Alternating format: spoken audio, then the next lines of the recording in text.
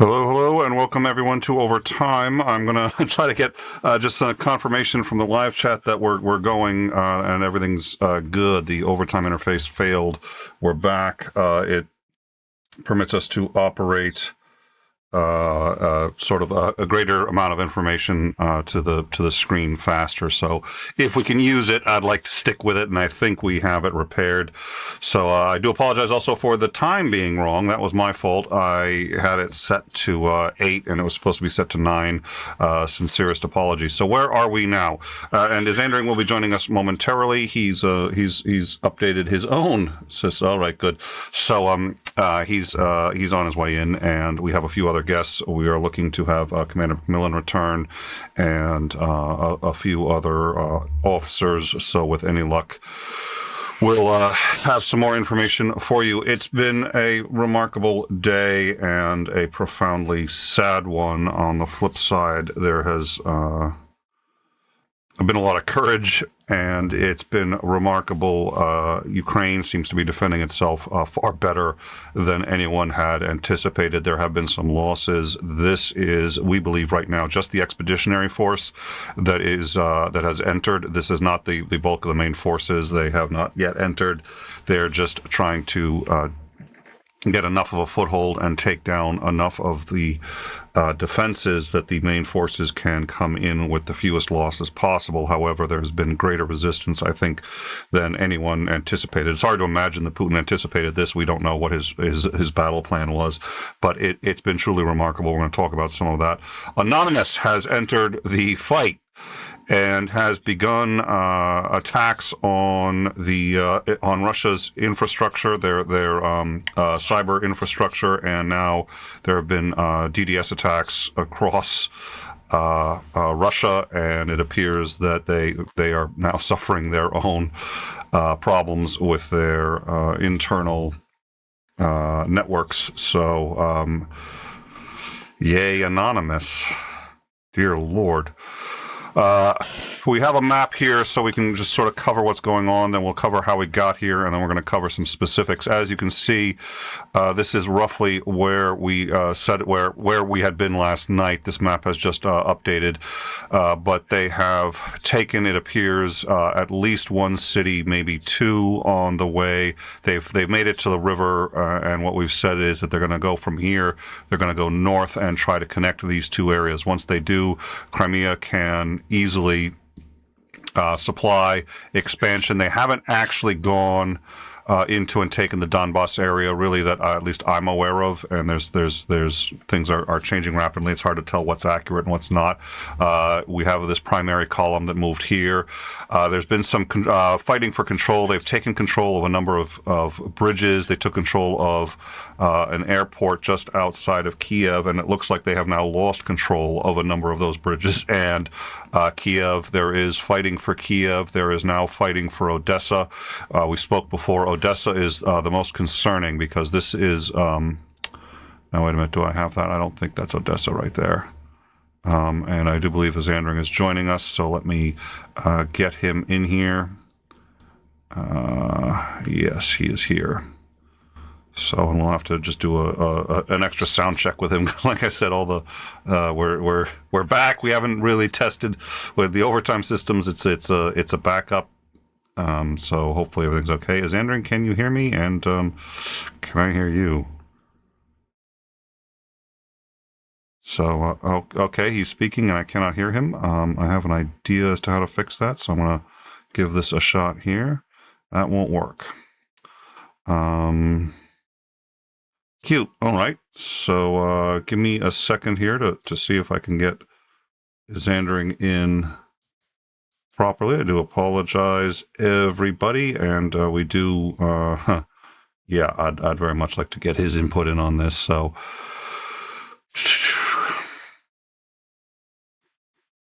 All right, Isandering, are you there?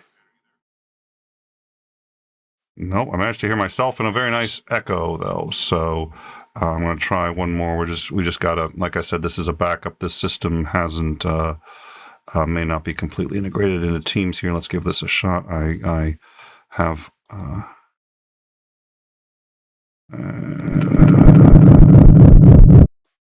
I don't think that was a Xandering. That was spooky. All right. Let's just try this one. Any bets on what we're going to hear next? Xandering, are you there? No, that sounds like I'm just once again I'm hitting myself here. Not sure where the fault is. We're going to give it I think the end of the world is going to need to wait. That was his Xandering. So if anyone can just sort of reach out to Putin and say, hey, listen, in time is having a few sound issues. Which give me a break. When are we not having sound issues? Oh, there you go. That may have been the wrong button. All right, I still can't hear him, and all right. The other thing is we may just try bringing you in on NDI here, but actually what I'm also going to do is double check that the device settings here are what they're supposed to be. That's the input, that's the auxiliary output. So AVB,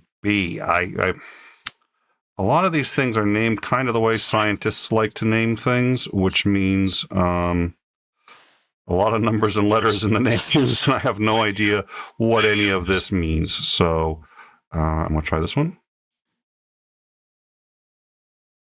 All right, and nope, that's once again. Oh, dear Lord. Well, and you know, we got the time off, but with the time we're almost required, it's in time, not on time. All right. I'm going to give this one more shot here. All right, and I think we may have him. Is Xandering? I actually don't hear you, but I think your audio came in. Could you just... Yeah, I think we got you. Give me a sec. I don't hear you, but I see the audio. Hoist the colors high. That's what I love is every time I get a Xandering on, I am welcomed to music. Welcome to the world's little nightmare. How you doing? I can hear you. I assume everyone else can hear you. I want to get everyone a sound check. So, Xander, you want to sing one more bar for everybody, and we'll make sure they can hear you.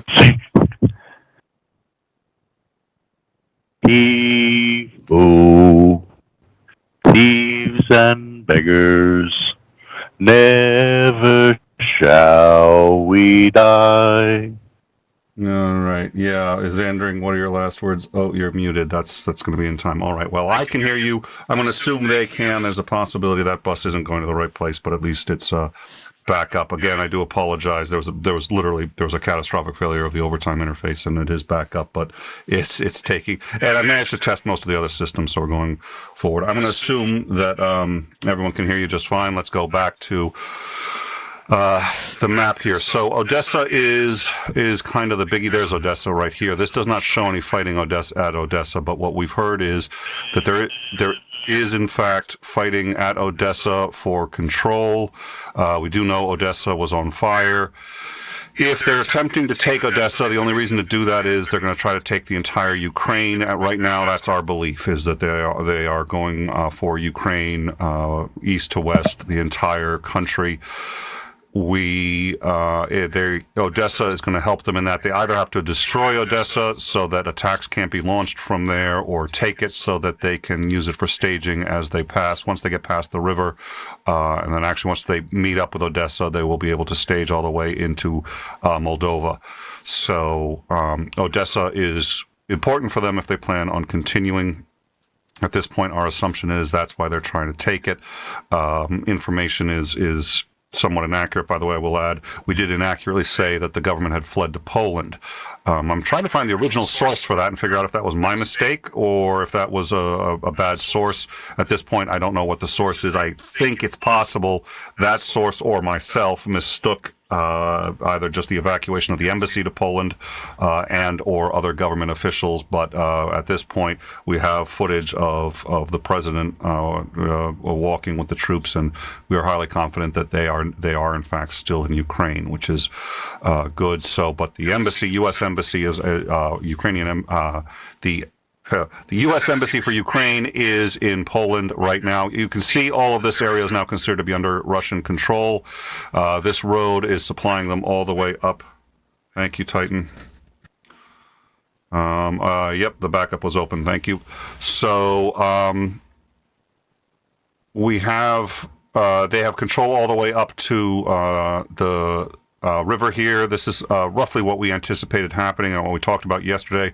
They're probably going to try to take, and as Andrew can fill everybody in a lot better than I can on this, they're going to probably try to take at least a little bit on the other side of the river to control it. They're going to take the river all the way up, meet both here, merge with the Donbass region and go all the way up to Kiev. At that point, they will have an entire western, almost half, over a third, but under a half of Ukraine. They have taken Chernobyl. That's interesting. Nobody wants Chernobyl. Nobody wants Chernobyl, so why are they taking Chernobyl? Well, it's actually the responsible thing to do if they're planning on taking the entire country. I don't see any other reason to take Chernobyl. Just leave it to the Ukrainians, unless you're going to take the whole country and you don't want a nuclear disaster on your hands. You take it now and secure it. Chernobyl is again on the west side of the river, so that suggests very strongly that they're either concerned how close it's going to be to the fighting, or they plan on moving west of the river. Also, the other very important thing to realize is Belarus has entered the war. They've entered on the side of Russia. If you take a look at this map, what you're going to see is that the Belarus border doesn't really become relevant until that river. So with Belarus now being on the Russian side, that gives the Russians complete control of the north. And if they choose to enter, they can enter from Belarus, and they will be entering everywhere west of the river. So the fact that they've included Belarus, they don't need Belarus for military support. The fact that they've included Belarus strongly suggests that they're going to attack west of the river. That means they're going for at least 2/3 of Ukraine, if not all of it. That means they're going to get all the way to Moldova. That means they're going to try to merge into this region right here that they're that they have under control, and or go into Moldova. That will put them against Romania and Poland. That gives us some very significant concerns we've learned now, and we're going to discuss that. Actually, let me see if I can bring up that report. What we have is Russian troops, armor, artillery, and more than 50 heavy equipment transporters in a training area near Brest, which is near the Polish border. They've also added more equipment near a rail yard.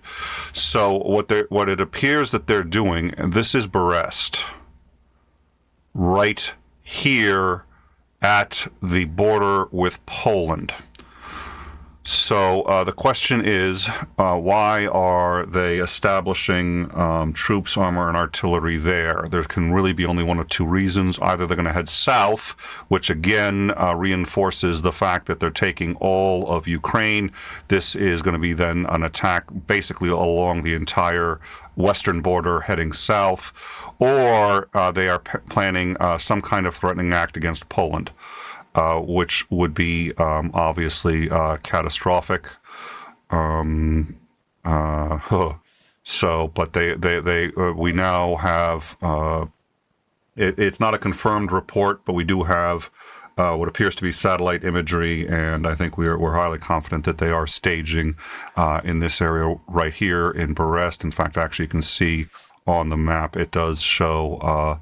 In fact, that's actually what I see on the satellite imagery right here. So they're staging there. That is right up to the border with Poland.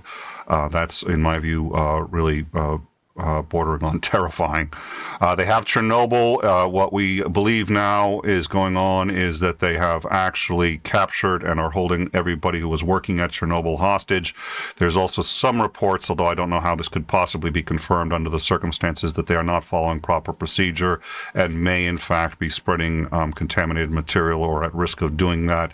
There's no way to confirm that. I honestly don't know. You can see there are a number of areas here, small areas, small pockets that have been captured.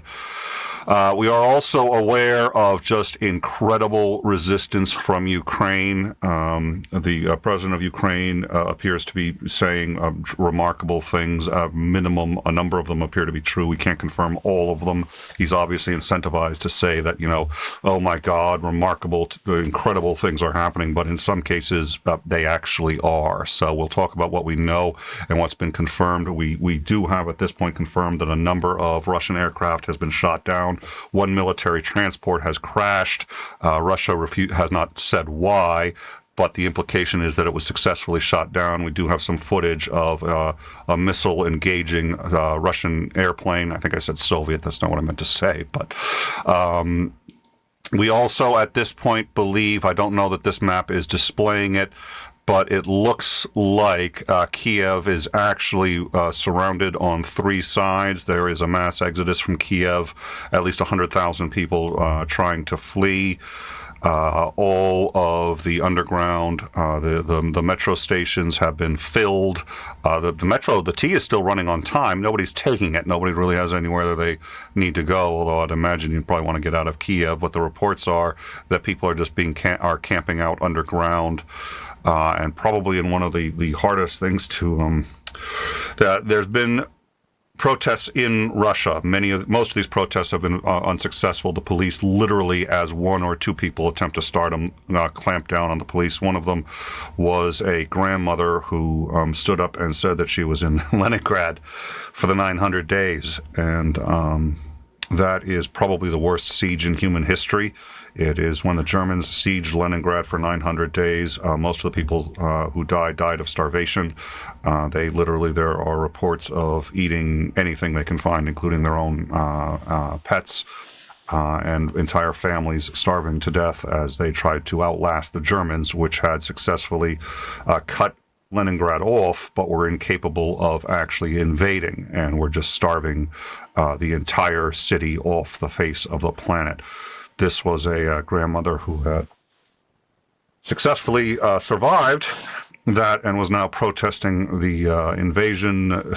It took 5 police officers to arrest her, and she is detained or otherwise. We don't know her status, but that was in Russia, where there is definitely a number of protests, and some of them finding some success in being able to be maintained, most of them being shut down, as far as I can tell, as soon as they start. So that's it. We're going to get into what some of the successful counterattacks have been, but we are also anticipating that at some point tonight the full invasion is going to start, and about 180,000 troops will pour in earnest. Zandring, thank you for joining us. Have I missed anything? Anything you wanted to cover? What's going on? No, it does look like looks like he's taking all of the ports. Mm-hmm. And since it's already, the Sea of Azov, he's already got forces in there, and there's not much going on the Sea of Azov anyway, but in the Black Sea area, you definitely want to take control of those ports. And if he can bring the troops that he has, in the Donetsk area, and bring them straight over, essentially east to the river, he can secure the supply line all the way from the north and the south through Kiev, and you effectively cut the country more or less in half, probably a little less than half, but you can't. It separates the two sides of Ukraine, and they can't resupply each other, and you can move to just about anywhere in Ukraine a heck of a lot easier if you've got that whole center section secured and the ports secured. So, looking at, of course, it's always interesting. You take Chernobyl, and you're just like, why would you do that? Nobody goes there anyway. Nobody deliberately takes Chernobyl, unless they're planning on staying. If they're planning on staying, the problem is they're stuck with Chernobyl, whether they take it or not. So you sit there and you say to yourself, we're going to take it. We're going to take it as soon as possible so that there isn't accidental shelling of it or anything like that, and we don't make a very big problem worse. Because if they want to keep Ukraine, they have to secure Chernobyl and secure it, in my view, as soon as possible. Does that make any sense? Yeah, well, it's probably also something to do with Belarus too, because Chernobyl's really close to Belarus, and they probably don't want anything going on with that. I mean, you don't want to bomb that area. So, and then of course Belarus helping them. I mean, you've got 3/4 of Ukraine surrounded, and then Moldova is not going to do much of anything at all, and then you've got Romania, and I don't, Poland, Slovakia, Hungary, Romania. I don't think that he wants to screw with any of them. But again, he's a sociopath. God knows what he's going to do. But I mean, just with having Belarus and having both the Sea of Azov and the Black Sea under his control, because he's taking the ports. He already has Crimea. He's got enough, naval forces in the area. It's like there's not a whole hell of a lot that Ukraine can do. So either Poland, Slovakia, Hungary, or Romania really need to step up and do something if they really want to, if they're going to do anything, or the naval powers are going to come in and start clashing it through the Black Sea and the Sea of Azov. And I'm not sure that they want to get involved in that because he can just blockade the coastline, and he's operating out of Crimea already with his military base. So it's like there's not any really good options to try and take Ukraine back or to try and stop him. With where he's got his troop placements and the fact that he's already trying to take Kiev, and he's pretty much going to do it. I mean, they brought down most of all of the command and control systems that they have. So, which is pretty standard. You try and take all that stuff down. Yeah, so I mean, he's doing the modern warfare playbook again. I can't believe Anonymous has actually essentially entered the war on the side of Ukraine, and oh my God, politics does indeed make strange bedfellows. The other thing that we're looking into is we have a report that we're trying to confirm and we're going to look at, but my understanding at this point, and I'm also going to check in on the live chat in just a minute because I know a lot of you have been waiting, which I appreciate you patiently waiting. Thank you. As you can imagine, it's been a little hectic over here. But we have a report that the French Navy is redeploying basically towards that area and within striking range of that area. Now, Nato has not yet issued any kind of, at least that I'm aware of, any kind of suggestions towards a military reply. And, okay, stand by one.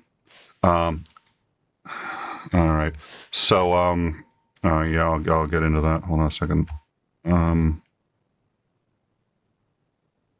right, we're gonna I think we're gonna try to get some footage here. So while I'm loading that up, thank you, Dorito.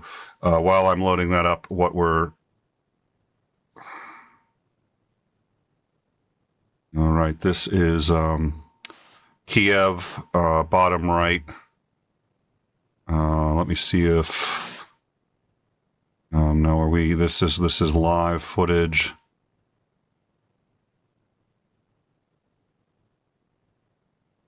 Hold on. Okay, we need to go back. We're going to go back. I think the minute from when I got this 9:22. So we're going to go back. I'm trying to figure out what we've got here. Okay, yep. There. Okay, there you go. That's Kiev. That's 2 minutes ago. This is a live stream. I'm going to see if I can expand that for everybody.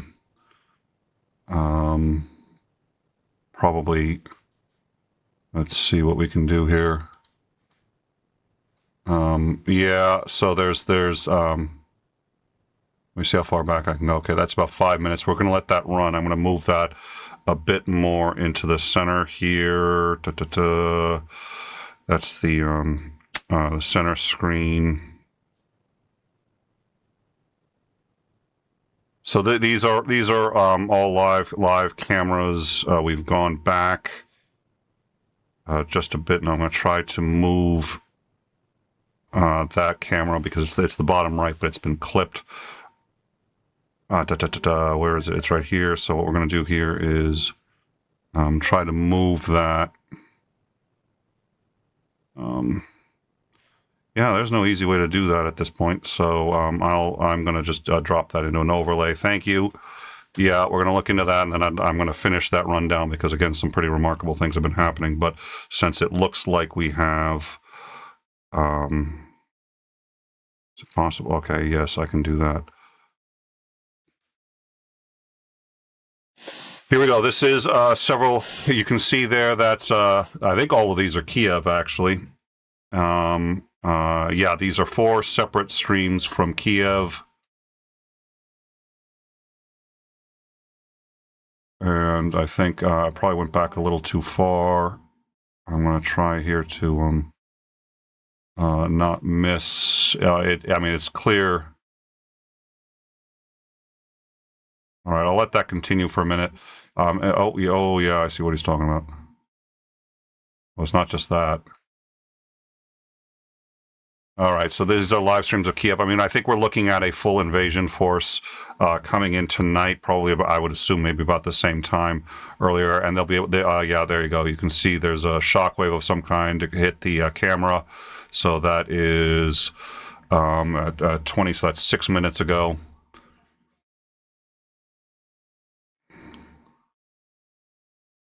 Well, that's pretty spectacular. I don't know what that is, but that's lighting up the entire sky. Any thoughts on what that is? Xandring, I don't know how well you can see it. There's a whole bunch of there's smoke just falling out of the sky. It looks like anti-aircraft may have hit something. Well, this in that bottom right picture there with all the smoke streaming down and the lights, yeah, those look like countermeasures falling. Somebody just launched a bunch of countermeasures, which are anti-missile things that distracts the missiles, or somebody just dropped a hell of a lot of flares in that area. They produce a light and heat signature so that missiles will target them instead of the actual target. All right, we'll come back to that. Okay, that's obviously I mean, there's definitely something happening outside of Kiev right now. Kiev is surrounded on 3 sides, as we understand it, and yeah, we believe they're gonna move completely on Kiev sometime tonight, and Kiev will probably fall. They've degraded the forces quite significantly there. But what I'm going to do is actually, I may move that back up to the upper right window. Oh, over time, I've missed your interface. It's so good to see you again. All right. So I forget where I was. Let's see. The Russian forces seem to have suffered far more losses than we anticipated. We know that there was a transport of some kind that was downed. Ukrainians haven't taken credit for it, but it's credible that they may have succeeded in hitting it. They've successfully shot down at least some aircraft. They have destroyed a number of tanks. They have recaptured several of the bridges and at least the immediate airport out of Kiev. I don't know who's got it right now, but I do know that they did manage to recover it.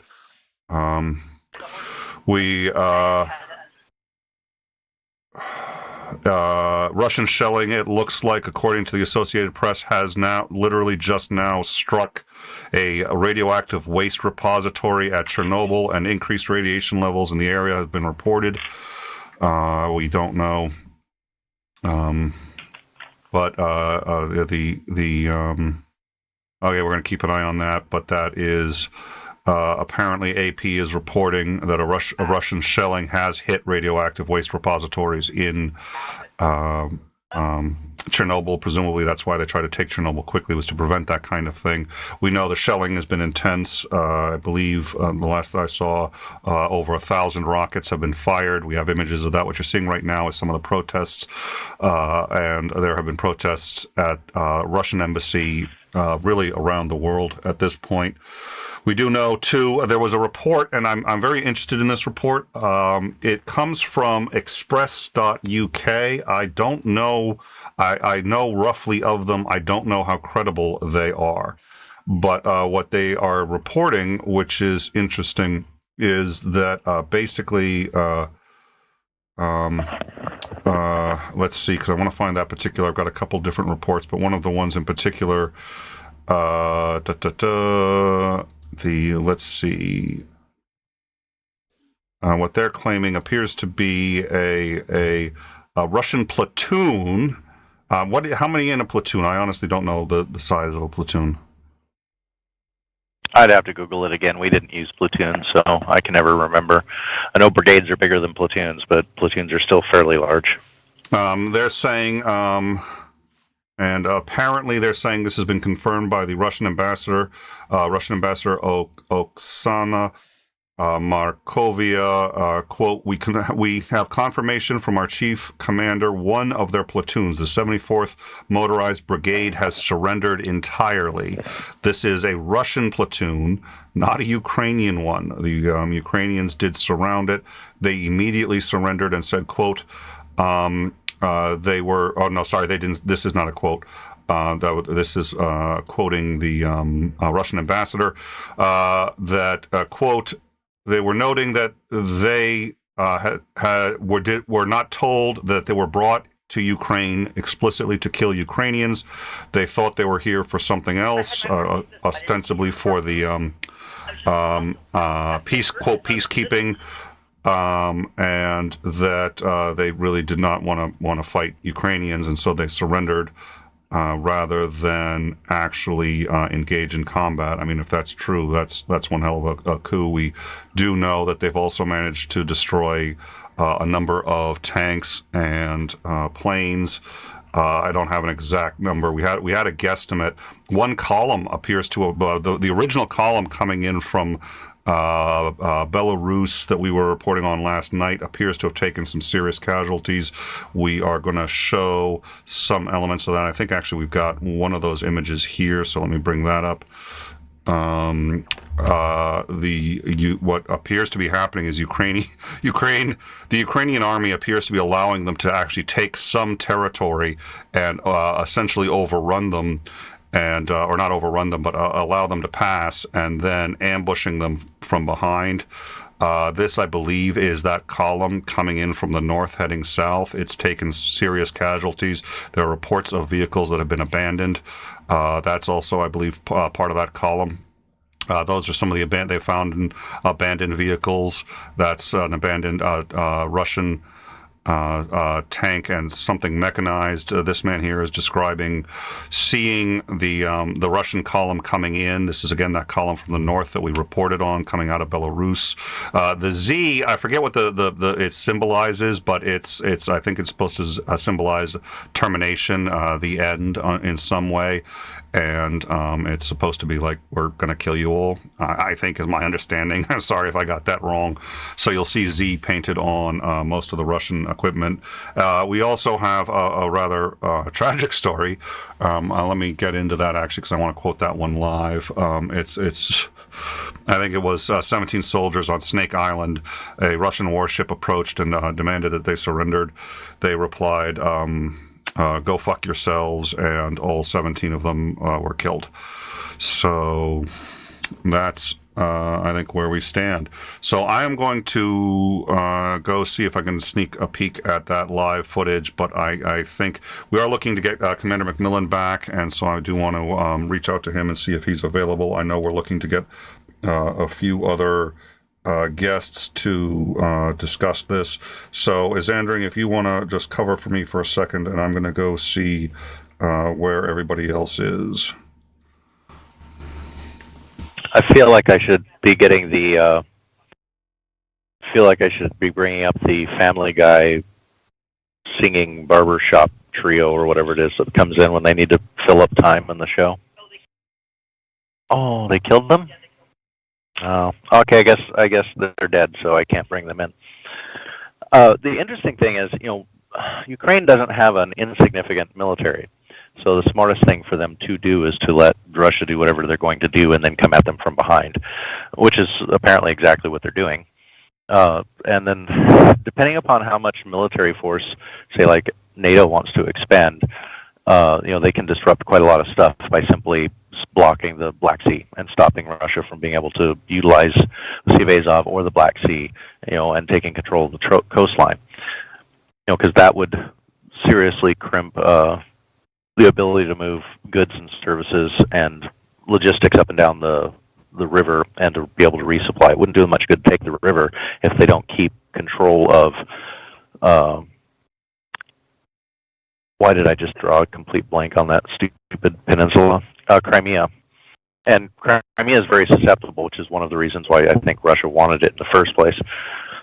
So, and it's weird that France, of all places, or Spain, I'm sorry, Spain, of all places, is sending ships. I believe they're stationed in the Mediterranean at the moment, but they're on call for that area. They specifically sent them over there for that. So it's going to be interesting to see where these forces end up actually going, and how much involvement. I mean, is it just more or less kind of material support that Belarus is giving, or are they actually going to commit their forces? And I don't believe, I said I've gone through so much information in like the last week, trying to remember everything. It starts to get jumbled. I don't think Belarus has a particularly large military anyway, but the fact that Russia has uncontrolled or unfettered access to any part of Belarus is probably what Russia really wants. Because once you take the Sea of Azov, the Black Sea, Russia, and Belarus, you're surrounding most of Ukraine already. Moldova is not going to be able to help in any way, shape, or form. And then you have Romania, which is a NATO country. So, there's a very small border with Slovenia and not Turkey, Hungary have very, very small borders right there. But it seems like he's trying to isolate Ukraine, cut them off from everything, and then if he can take the whole center of the country, he can pretty much control things and work from there. So he's still going to have a hell of a fight with an asymmetric war going on, and I'm not entirely sure if. It's good news that the president didn't leave. Yes, but that's extremely good they news. still have lost their command and control circuits. This is all piecemeal together, so it's not like they can do a whole bunch of coordinated, attacks or defenses against Russia. They're going to end up in a asymmetric war, even though the number of troops, the actual army of Ukraine, outnumbers the invasion forces that have been piled along the border. So if they could get good command and control together, they could probably stop Russia dead. But Russia specializes in bringing down control systems and communication systems. So I'm not entirely sure that they're going to be able to do that. All right, hold on a sec. I think we may be... yeah, there we go. Let's just make sure that's right. HTTPS. We'll call back. I think, did I get the second? No, it looks like I missed a... hold on. It's a malformed link there. I typed that wrong. But it's... okay, there we go. I sent the link. Dear Lord, nothing's... there we go.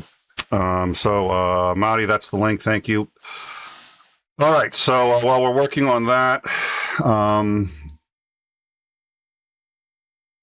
yeah, I don't know what's going on. So my big concern is, as I said right now, so yeah, and Poland is also a NATO country. So why they are getting all of this military, this area right here, this is the concern. It's right outside of Brest, and there's a train way through there, and they are staging there right now. They could either be heading south or they could be heading west, which would be straight into Poland. There's been questions about whether or not they're going to hit Romania. Obviously, Romania and Poland would be staggering. That would trigger Article 5 immediately and commit anyone who at least chooses to remain in NATO to war. NATO is a voluntary organization, so they can leave. Now, Putin has said that he wants to split up NATO, and if they end up in a position where they are forced to choose between staying and fighting Russia or bailing, it's a good question to see how many people would bail on NATO. Marty, welcome. How are you? All right, he is muted, so we'll wait for him to... everybody's muted.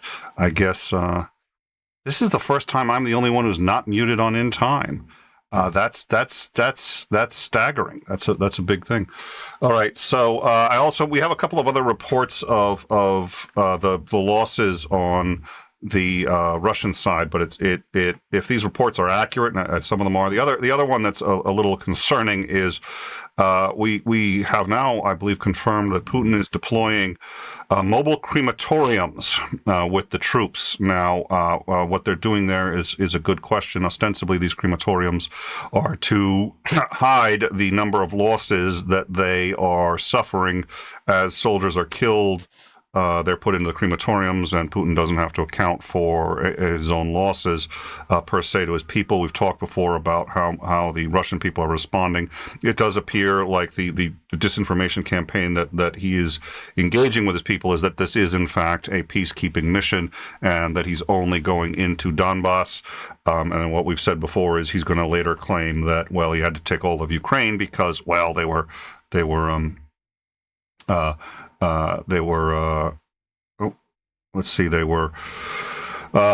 making it impossible for him to do his peacekeeping mission in Donbass. It appears like that's in fact what he's told them. And if the platoon that surrendered if that story is accurate, that would suggest that that's what the military thinks. And now that they're realizing that it's an all-offensive war against Ukraine, a number of them are choosing not to do it. Like I said, we found some abandoned vehicles. How much we don't know, but there is reports. I'd also like to get. I'm going to try to get. It's a very brief. You only see a piece of the encounter where there's a MiG that has a missile suddenly engage it, and the MiG breaks off, and the missile gives chase.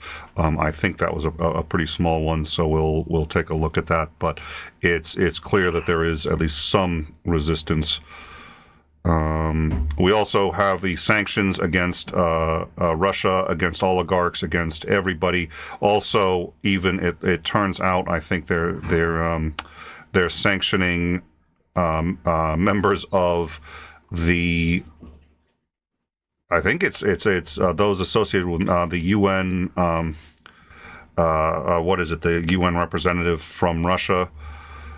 Sanctions across the board. There's also, I think it's called SMART. It's the trading system that allows banks to connect with each other. Russia is still, in fact, a part of that. Oh, we can hear Maddie. Perfect. Russia is still. Two. Hey, how are you?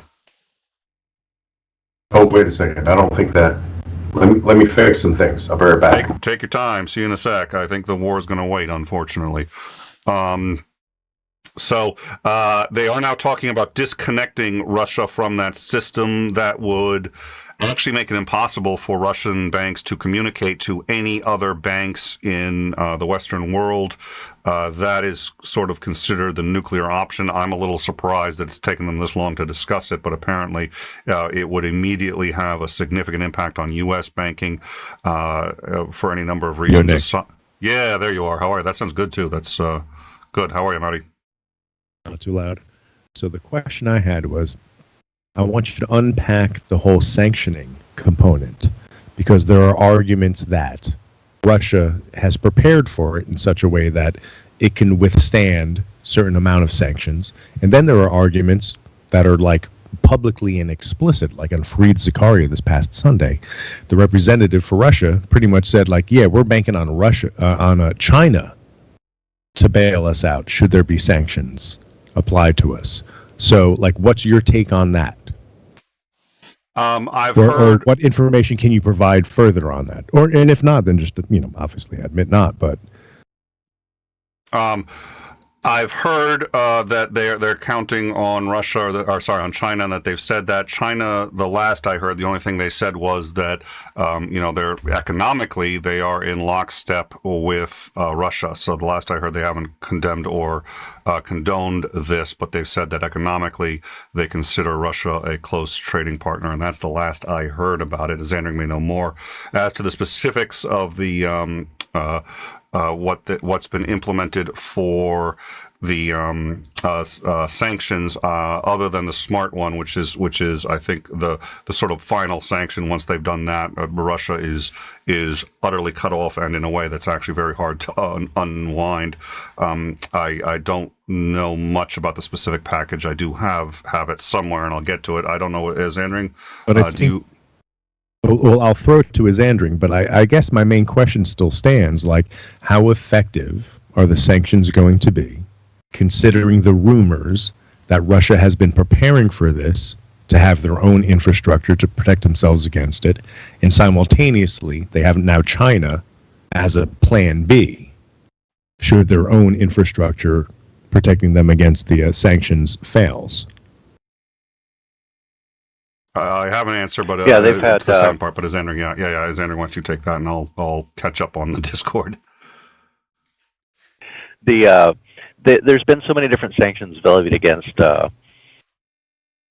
Russia that, I mean, they've had to figure out how to deal around these things. So it is the sanctions will have some effect because it's always inconvenient, but they have ways around it. They have workarounds.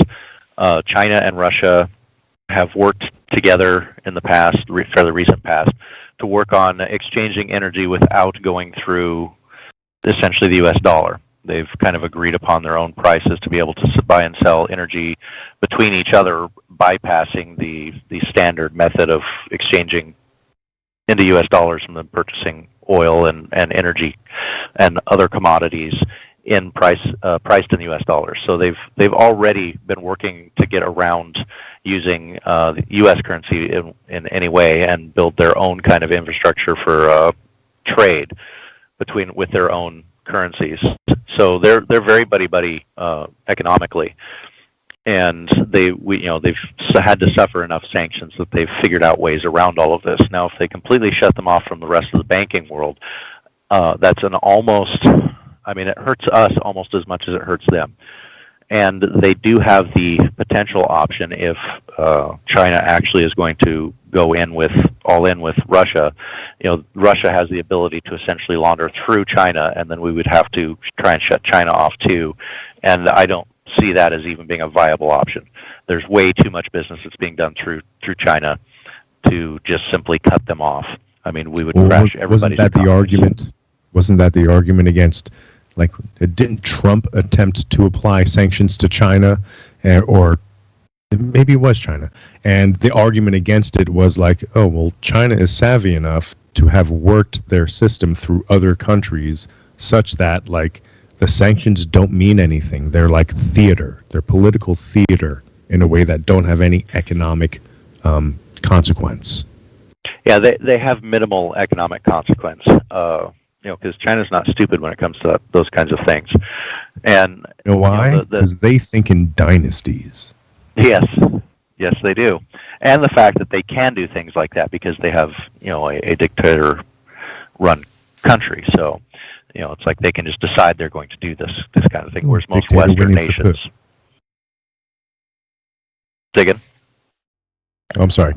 I said dictator Winnie the Pooh. Isn't that the comparison that he hates so much that they've outlawed pictures of Winnie the Pooh in China? Yeah, that's vanity. That's a petty bitch right there. It is. So yeah, trying to isolate Russia. One, I don't think you can isolate Russia. It's just economically sanctions. Cutting off Europe is going to suck. But again, all of these things aren't without cost to everybody else. If they were to decide, okay, well, we're just going to try and isolate Russia entirely. Russia's still going to go through China. They are currently and have been working on energy deals between Russia and China. And so that it'll just expedite that. So yeah, Sandra, it's going to hurt. Unpack that. Unpack what the consequences are, because saying it's going to impact us doesn't necessarily give the weight of how it'll impact us, right? Because if it's just going to impact us just a little bit, then it's almost not worth mentioning. But it is worth mentioning if it's going to impact us in a way that, like, the cost of bread or chopped meat is going to increase, or the cost of 2x4s is going to, really practical ways. Is this going to make an impact to us in that way? Yes, you have already seen, and you will continue to see rising energy costs. Russia does because energy is a worldwide market. So when you cut Russia off and we start applying sanctions against Russia, Russia's energy is no longer what is that term when when Russia becomes persona non grata, their energy isn't really sold anymore. Because there's sanctions against it, so that you dramatically reduce the supply. Yeah, and so you're going to see rising energy costs. How bad that gets really kind of depends on Europe, And one of the reasons why it's so hard to pin down saying, okay, well, you're going to start seeing the cost of lumber skyrocket. That's probably not true because most of our lumber that we trade with is actually between the U.S. and Canada. But you're going to see more supply chain issues as well because China's going to start rediverting if they go all in. There's a lot of ifs in here. If they decide that they're going to support Russia, they're going to be diverting capacity and transportation to build out the infrastructure with and to fulfill the infrastructure with Russia, which takes it away from the rest of the world, which is already having issues with supply chain. So you're going to see a lot more shortages. So do you think that would be a strategic move, or would that just be a natural consequence? It would just be a natural consequence. Yeah, that would just be a natural consequence. It's not like anybody's doing this on purpose. The difficult part is what are the people actually going to do? What are investors going to actually do? And how much confidence do people have, and where do they have it? That's going to make a huge impact because you could minimize quite a lot of them. I mean, it's still going to suck in a lot of areas, because now there's a lot of workarounds. There's a lot of things that are tied together, and a lot of times they're tied together in ways that you don't really quite understand. It gets very complex very fast. And so when you have such a complex system... I actually want to pause you on that point, Isandring. And if you don't mind, I mean, unless you're leading towards a really important point, in which case I want you to finish. But on that point of things being complex and connected in ways that are misunderstood, I kind of wanted an explanation as to why China would back Russia in this particular event. Probably, my guess would be is because, one, they're neighbors. Two, China's interest is to essentially become a world superpower, essentially replace the United States. That appears to be their goal, just based off of all of their actions. They certainly want to be an economic powerhouse, and they're achieving that quite a lot. They've put themselves at peril doing it. It's not like, it's like we say, well, the U.S. has got kind of a frail system here, staying on top economically. I mean, our system is not particularly resilient to shocks to the system. I mean, we saw that in 2008, but almost no one is, and China's no exception. But as I understand it, Russia is particularly vulnerable to such things. As I understand it, and this is in reading sources, different kinds of sources, pretty much saying that, like, as much of a strong front as Putin gives Russia, it seems economically and politically to be held together like by MacGyver. Like yes, and that's what makes it so dangerous. And snot. Right, and that's what makes it so dangerous, because it's like it does not make economic sense what they just did.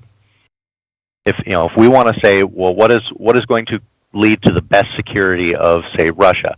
Well, invading Ukraine certainly wasn't one of them. So, it's like you can't just say, well, because they are fragile, they do project quite a lot more strength than they underlying have. Same thing with China, same thing with, we all do that. All of the countries do that. And Russia is kind of being held together with a shoestring. There's a lot of forces at play inside of Russia that are driving Putin to do this for whatever reason. He's got information that we don't have, and he thinks that this is a good move to at least him personally. Now, it doesn't necessarily mean that that's going to be to the benefit of Russia as a whole. If there was no pushback, and he could just more or less waltz in and take Ukraine, and there's some fighting here and there, but it fairly goes well for him, then that could be very, very beneficial to Russia, because Ukraine has very rich resources. It was the powerhouse of the USSR to begin with. It produced Is that the elephant in the room, Isandring? Are Ukraine's resources the elephant in the room? That would be my guess as to why he wants it, because he already took Crimea and nobody pretty much said a peep about it. I mean, there were some sanctions and stuff levied against Russia, but again, I think that sanctions have been way overused, because, obviously when you impose sanctions upon a country, they still have to get along on their daily lives. And so they, even though it may be inconvenient and painful at the moment, they will find ways around those, to operate around those. So they can be overused, and I believe that they've been overused against Russia, and Russia has plans. It's not great, it still hurts Russia, but they can still function. And I think that China is kind of trying to unite the Asian continent under its influence, because it's pushing hard through, like into Afghanistan as well, and trying to get the mining rights for rare earth minerals. And they're, been talking to the Taliban, and they're trying to secure all of these. They're trying to build a trans-Asian, infrastructure going all the way across, so they can trade all the way across the Asian continent. I mean, they have been slowly trying to build up essentially the Asian continent in the similar way that the North American continent was built up. So they've been doing this slowly over time, and they're trying to create, to spread their sphere of influence. Right there. Yeah, and they're trying to get it so that even if they're not specifically in charge of, say, like I don't think they have any desire to try and control more or less like Afghanistan, but they want to have really good relations and have the influential kind of say with like the Taliban, so that they can get the things that they want. They've done this in Australia, they've done this in Canada. I mean, it's amazing where they have stuck all of their fingers. And one of the reasons that they, even though Russia is financially more burdensome than China is itself, if they can work together and solidify themselves together, they have the chance of cracking especially like the U.S. dollar's dominance on the world. And I do believe that they would like to get rid of the dollar as a reserve currency and switch to like a basket of currencies or a basket of commodities. Is that really what you think is the underlying principle here? For China, yes. For Russia, Seriously? I have no. Yeah, for China, yes. For Russia, I have no idea. Yeah, I'm happy to accept Russia as like a weird secret, like not just one dumpster fire, but like a dozen dumpster fires that are happening under the ruse of an oligarchy that just we will never know the secrets of. Those are the forces that are driving Putin, right? Whereas China is very explicit. Like they're like, in the next 10 generations, we will win. Like they will say that explicitly. So the Russia-China thing, I want to kind of dip into the side chat, if you don't mind, Isandring, because I think that you would be able to answer a question. So CRB Vegas gave a super chat. It's more of a statement than it is a question. But the reason China is playing with Russia is because they want Taiwan in a similar way Putin wants Ukraine. So if you don't mind, opine on that. But before you do, everybody who's watching, we're almost reaching 30 people watching. If you want us to ponder a specific topic, super chats are the way to go. They're going to stand out. And not that we're not going to ignore other things than super chats, but this stood out, so it's going to drive the conversation now. So, Isandring, what do you think about that? Them wanting Taiwan in the way that Putin wants Ukraine. Oh, they absolutely want Taiwan. I mean, they have pressured everybody to not endorse a free and independent Taiwan. Even the United States doesn't. China views Taiwan as a part of China, period. And they believe that it will be reunified. The dynamics are quite a bit different, though. There's a whole bunch of talking heads that are like, well, if this emboldens, like the U.S.'s withdrawal, the way it withdrew from Afghanistan, has emboldened Russia to go after Ukraine. Although I'm not entirely, that might have been a part of the calculus, but there are, the way you described it as dozens of dumpster fires going on is a very good way to describe what's going on in Russia. And so that was probably part of the calculus, but I don't think it was a huge part of it. I think there was a lot of other issues. But when you look at the two compared, like the goals of each of the countries, Russia's not entirely clear, though you can speculate because there are some clear advantages for them taking Ukraine. But that's a very, very risky maneuver. But if they can pull it off, then I'm sure that China's going, I don't see why we couldn't pull this off with Taiwan.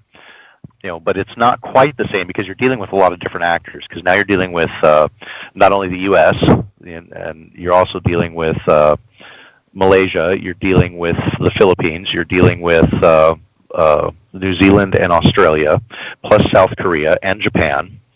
So you have a whole bunch But of as other people in Andrew, it. regardless of the actors, doesn't this seem childish?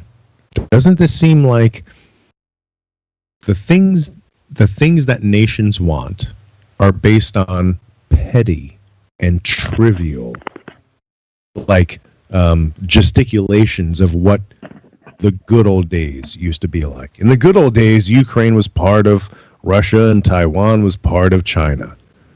Like, what part of what part of like advancing in progress is preventing? I don't know. I mean, just everything about this just seems very petty and like, oh, I remember the old days when we used to own that country, and because we think that now we're gonna fucking start some shit. Like that seems it's not just- trivial. Hold on. I'm gonna Yeah, interrupt. it's not I do just want to that. get back to this. Okay, So go I ahead. want to do two things. First of all, the Taiwan point I think is an interesting one. I'd like to explore that. I'd also like to explore the fact that China has favored nation status with us. It is extraordinarily difficult for us to sanction them, and they have favored nation status for a number of reasons, and that empowers a great deal of trade. They hold a huge amount of our debt. If we decide to get into an economic war with them, we're going to have a problem. I think the reason they're willing to work with Russia is because they can make Russia pay through the nose, because they're the only ones who can work with Russia, and we're not in a position to sanction them right now. So I think this is a huge opportunity for China, and I think that's kind of what they've been waiting for. But in the meantime, at this point, we have multiple reports that Kiev is in fact being attacked, at least on three sides. The city of Konotop is also under siege. We have multiple convoys moving towards Kiev. This I'm about to show is from Kiev, I think about 2 minutes ago. This is right over Kiev. And it looks like there is significant shelling in Kiev right now. Now, I do have a live feed of it, and what I'm seeing in the live feed is multiple explosions, but it doesn't, they look reasonably far away. It's sort of what I showed earlier, but I've got multiple reports here that are saying there is significant movement against Kiev really at this exact moment. So I wanted to point that out. We don't know much past that, and I do apologize for interrupting, because I think this is a worthwhile discussion. So let's have it, but it looks like they are now. So how long ago was that footage, Nick? That footage was 4:20 their time. That footage would have been actually slightly more than that. That footage would have been 32. We're looking at within the hour. Yes, that's easily within the hour. That's about 20 minutes ago. Okay, fair enough. So, anyways, I think if I learn more, but it looks like now we've got multiple reports saying that there's another column headed straight in, and all three, they're surrounded on three sides. We have that on the map here, and that they're moving, they're pushing in from those three sides. So the question I have is, and here's my naivety. I do know that there are like rules, honor among thieves kind of thing. Is this the kind of attack where they told Kiev that they were going to do something, everyone should leave, they're going to attack the areas that are least populated, like as the sign of strength that you should do what they're telling you to do? Or are they just bulldozing through Kiev?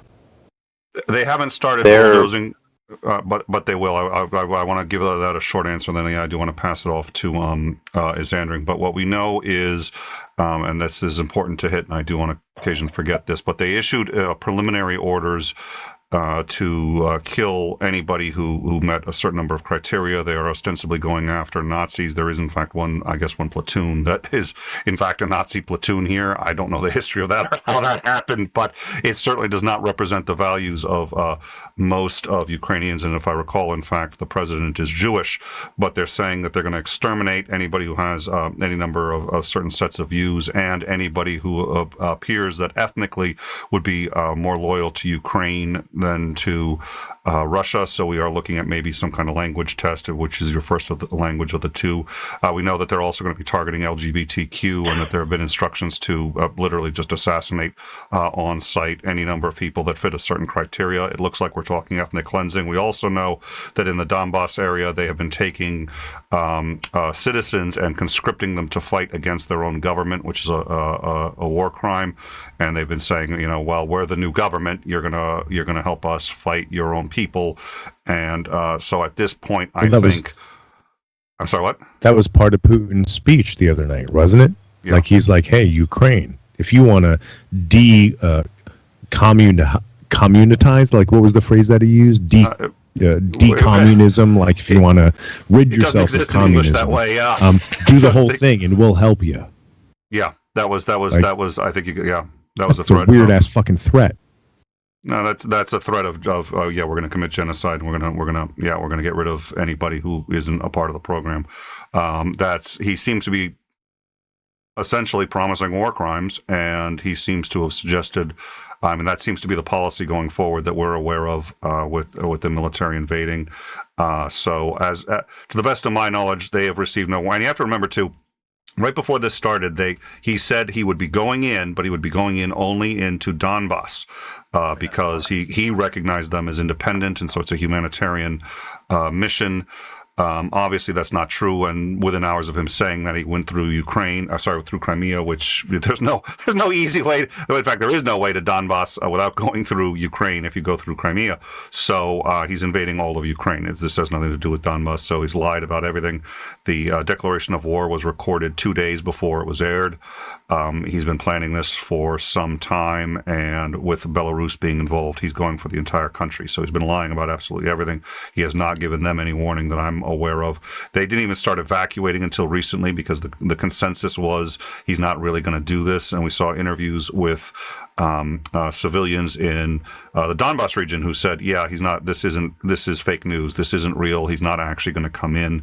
And of course, now they're trying to get out of there as quickly as possible. Anyways, I do apologize for interrupting. And so if you guys want to continue on, well, let Maudy lead the discussion. But that's my 2 cents, and I'll get back to trying to collate and well, God damn it! Nobody asked for your goddamn 2 cents. I know. That's why. How dare that's you why I have contribute to to run the show that you host? Oh well, that's why I have to host the If show. you think that your 2 cents is actually worth anything today, you need to get with the times of inflation. Yeah, you put your 2 cents in one hand and the desire for a Starbucks coffee in the other, and see how far that fucking gets you. Yeah, probably not enough. I'm glad we have solipsists in the. I can just maybe I can. Oh, here we go with the fucking solipsist jokes. I can manifest myself some coffee. That would be happened? great. Did we hit like the stupid dad joke program, and you just have to reflexively start telling shitty jokes? How many times have you been on our air, Mouty, that you actually have to ask that question? Oh, for fuck's sake! And a $2 super chat. You know that it's my big red button. Like, just start talking about solipsis, and I'm going to goddamn bust your balls. So anyway, I'm going to throw it back. Go back to those. I want to go back to those, like, dad jokes and solipsis jokes instead. The last thing I wanted to do was spend a week trying to learn about Ukraine. All right, ladies and gentlemen, we have shifted focus. We're no longer interested in Ukraine, and we want to play with wordplay in a very dad way. Just as long as it's not age play. Oh my God! Welcome to After Dark. After way after the darkest. All right, I'm going to throw it back to the chat. Sinister Porpoise was busting my balls. She said, neither Isandering you nor she are economic experts. And I'm going to bust Sinister Porpoise's balls. Your grammar sucks. Because what you actually wrote was Mouty. Now, neither Isandering or I. There should be nor. And Sinister Porpoise, as somebody who is as detail-oriented as you, listening to this broadcast, I expect more from you. I'm going to say that the views of Christopher Maudy do not necessarily reflect the views of In Time, and if you're going to give a $2 super chat, you can use any grammar you like. Thank you very much for your support, and the views of the guest hosts do not necessarily reflect the views of In Time. Holy especially shit! When it comes to wasn't Isandering just talking about the monetary incentive of horrible dictatorship countries? What the fuck is happening right now? That's where you got that's wrong. You're being selfish, Nick. This is a dictatorship YouTube channel. It is apples and oranges that you are comparing this to. Are you a filthy capitalist? Well, I'm a capitalist except when it comes to this channel, and then I'm a dictator. That's that's why I wouldn't do this if I couldn't have my hand on the mute button. Sinister Porpoise literally just wrote, I wasn't going to spend $5 for correct grammar. That's perfect. That's right. You go, girl. Funny. Spend that $2. Misspell whatever you want. Perfect. There's only, I think, 3 areas I've ever claimed expertise in. One is logistical movement of freight across the country. The second one would be oceanic navigation, including by the sun, moon, and stars. And the third one would be training horses. Those are the only things I've ever claimed expertise in. So take what I say with a couple bags of salt. Yeah, those are random as fuck. Oh, those are things that I actually did for a living. So I had to get pretty darn, and some of them, well, one of them I'm still doing for a living. So I have to be pretty good at that. Logistics. The rest of it is just somebody who spends a lot of time listening to books and experts talk about the situations or talk about subjects. Account? Oh yes, I do. You do the great courses. Yes, I do have the great courses. I've got several of them. Which ones? This is a little bit of a rabbit hole. We're gonna pursue this for the next 5 minutes, and then we'll get back to it. Which ones do I have? The next 5 minutes in Ukraine is really going to change, and if it does, I'm sure Nick will pop in. So I've got most of the ones for. Let's see. I've got some on writing. I don't want to. I have a brand new phone that I got a few hours ago, and I really don't want to start going through all of the changing to my Audible account, which I'm not even sure if I've logged into my Audible account yet. But I've got some on writing. I've got some on astrophysics and astronomy, conceptual physics, not the kind that you get a job at, which is almost all theoretical math issues. I mean, the concepts of physics, which is I found fascinating. I love the concepts behind things like that. And I've got one on evolutionary biology. Nice. So, Isandering, I'm going to interrupt you. If I remember correctly, you have used the Last Unicorn as a touchstone for your perspectives. Do you have that in Audible form?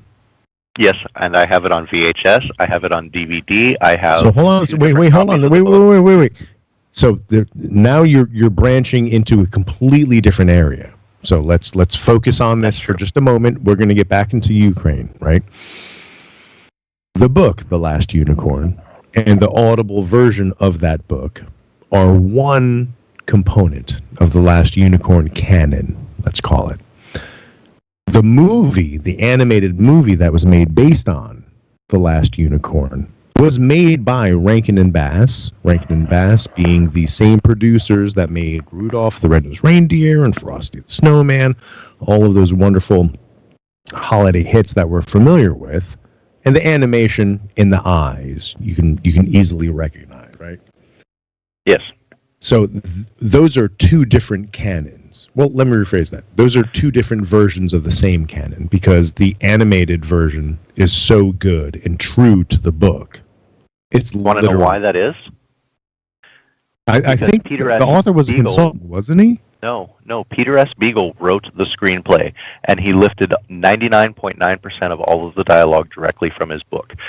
And there are very, very few differences. He cut out several areas that were more adult-oriented, like you don't get to learn about the town built around Haggard's Castle and the curse that was laid upon it for no children. They cut that completely out. There's a little scene about the Virgin going out before her wedding night to try and catch a unicorn where she sits in the valley with the golden bridle, and the unicorn comes upon her and waits for her to leave, and Molly Grew asks why. Anyway, that's cut out because that's a lot more adult-themed. So they cut several parts out, and then they swapped two parts in the beginning. In the book, the unicorn meets the butterfly, and the butterfly is what gets her. She decides to leave. In the book, she decides to leave and then runs into the butterfly. In the animated movie, she runs into the butterfly, and then that prompts her to leave and go look for the other unicorns. So I'm assuming they swapped those two. Which kind of changes the metaphor, right? It does. but they did it because I think smaller children, because it's supposed to be a movie for smaller children. It made more sense for why because if you're reading the book, it gets a little bit deeper into the reason, her reasoning behind why she eventually leaves. But I don't think that it doesn't translate well to an animated cartoon, and I don't think kids would get it.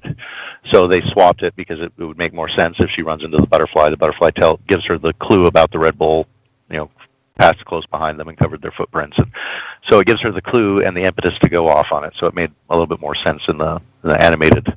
But yeah, Peter S. Beagle wrote the entire screenplay for that and was very closely involved with the making of that movie, which is why it so closely mirrors. Like I said, 99.9% of the dialogue is lifted directly word for word out of the book. Excellent. So my wife is a huge fan of The Last Unicorn. So now that we have pursued that rabbit hole, let's bring it back to the topic. We got to get back to Ukraine. Although I imagine in the time that we talked about The Last Unicorn, I'm not sure that anything has changed in Ukraine other than the fact that Russia is applying pressure. I'm sure some of the tanks have probably gone a few feet at least. There's been just some updates on. There's at least 2 fires in Kiev, an apartment complex, and a fire outside of Kiev. I've got here one of those fires, and it looks like both of them were from aircraft that have been shot down and crashed. So take that for what it's worth. That's the first fire. That's on an apartment complex in Kiev, which is apparently under attack and air assault. Are you hearing this? This is, hold on one sec. I'll get the source on 2 of them in a minute. Hold on, and then this is the other one. That is a fire from a plane crash outside of Kiev. And let's see. Right now, one is from the Minister of Defense that says that they are under attack in Kiev, but we don't have those images. Are not those images are on social media, so it's impossible to confirm that they're authentic. But it looks authentic to me. I mean, that's Kiev, and these are people who are saying that it's just be honest. Literally right outside their windows. Moments like this that we just need to. We need to frame it's things social media. It's those are social media accounts and photos that we have. We do have now. This is from. Let's see. No, those are okay. Those are Ukrainian cargo planes. So that's those that we've got. Just that I've just showed are social media. So that's where we're getting most of this from. And when it's something official, we're saying what the source is. Those are all social media. So, anyways, a question that's it. Not much has happened. It's a just larger fires, question. Yeah. Go ahead. Okay, sorry. Nothing's happened. It's just reports of fires and continuing attacks, and we do have the live cam that is showing intermittent attacks. So, question, please. I was just going to bring up the idea. A question I have is, considering the world stage, right? Like, does Russia not realize that everybody else realizes that they are just putting on theater to do something they already wanted to do? Like, and what are the advantages of that? I mean, in today's day and age, like, I could imagine 50 years ago, the maneuvers that are being done by Russia having an effect because there were only 3 TV stations in America and news traveled by broadsheet. But in today's day and age, those maneuvers look like the ruse that they are. How do they not realize that? Like, what advantage do they think that... Are they buying themselves time in the court of global... of global judges? Like that is a question that I still have.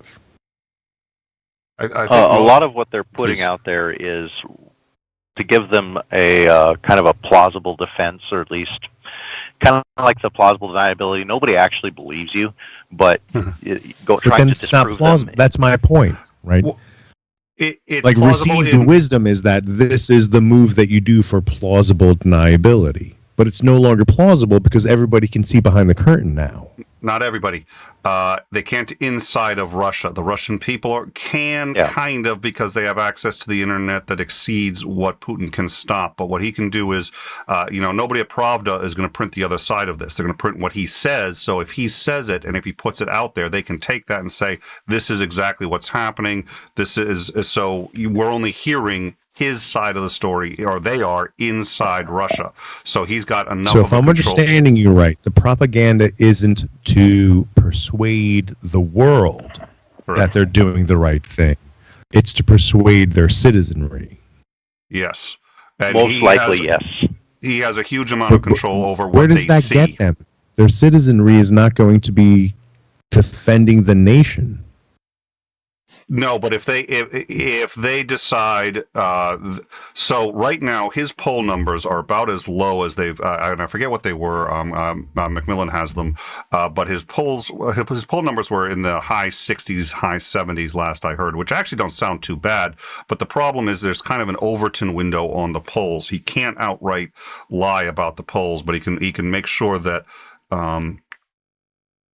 Okay, thank you. He can make sure that they that the polls are presented in the best possible light, the best possible samples of the polls. So if you're hearing his real numbers are probably 20 points lower than whatever they're being reported. He can't report them completely inaccurately, but they're actually probably about 20 points lower. So what he's trying to do is to improve. All right, yeah. He's trying to improve.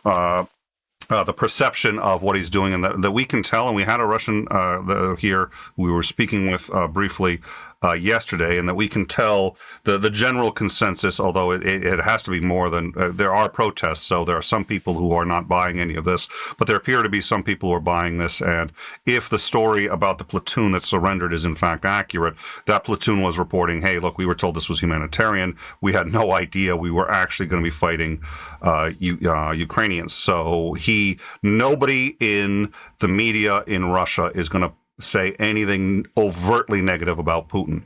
So he puts out as much material as he can. They pick and choose because they don't want people knocking on their door. Yeah. Excellent. So I want to throw it back to the chat. Obviously, you have the most intelligent goddamn audience of all time. So in reaction to the question that I asked, that you were in the process of answering, I had a bunch of people answer it in the chat. So we have Katsumi Kyoto saying it's a good. Wait a second. It's not to believe everyone. Where were you at? Come on now. I saw an awesome comment. So this is how Putin maintains his power against inner opposition. Wait a second. Where's the? It is not to believe anyone. Oh, okay. The aim is. Here's the good one. The aim is not to believe Russian propaganda. It's not to believe anyone. I think that's important, because it's not so much a targeted propaganda where it's like, we need you to focus your attention on this. It is an attempt to cause so much noise that you can't determine what the signal is. At least that's how I'm interpreting what Katsumi said. And if that's the case, then when you have everybody walking on eggshells and not knowing what's going on, then you can lead them by the nose. And then Porpoise, Sinister Porpoise had something to say.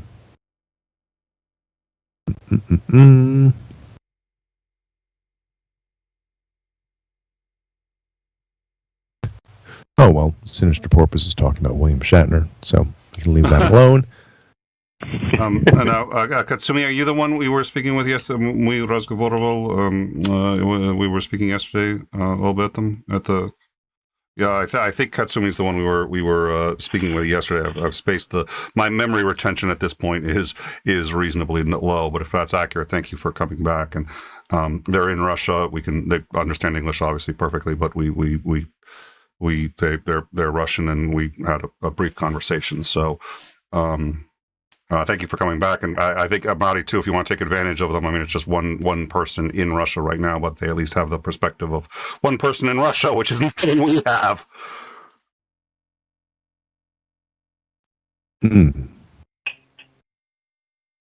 All right. Okay. I'm gonna. So okay, I have a couple Sinister, DMs I got to so answer. hold on a second, I'm going to throw it back to the chat. So Sinister is saying that Russia today deliberately mixes misinformation with real information as part of its propaganda.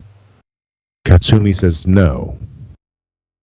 Oh, Katsumi's talking to you, Nick. Katsumi says that they are the Hungarian. I confused not the Katsumi Russian. with the Russian that was here last time. That was also. But thank you very much, Elliot. You're in the area,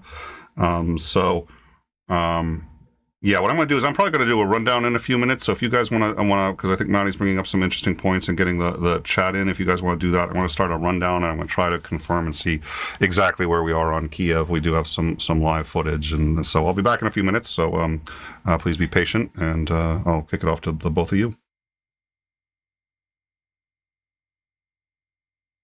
Yeah, propaganda is a really weird thing, and you also have to realize that Putin is a product of the USSR, and you see this quite frequently with older leaders.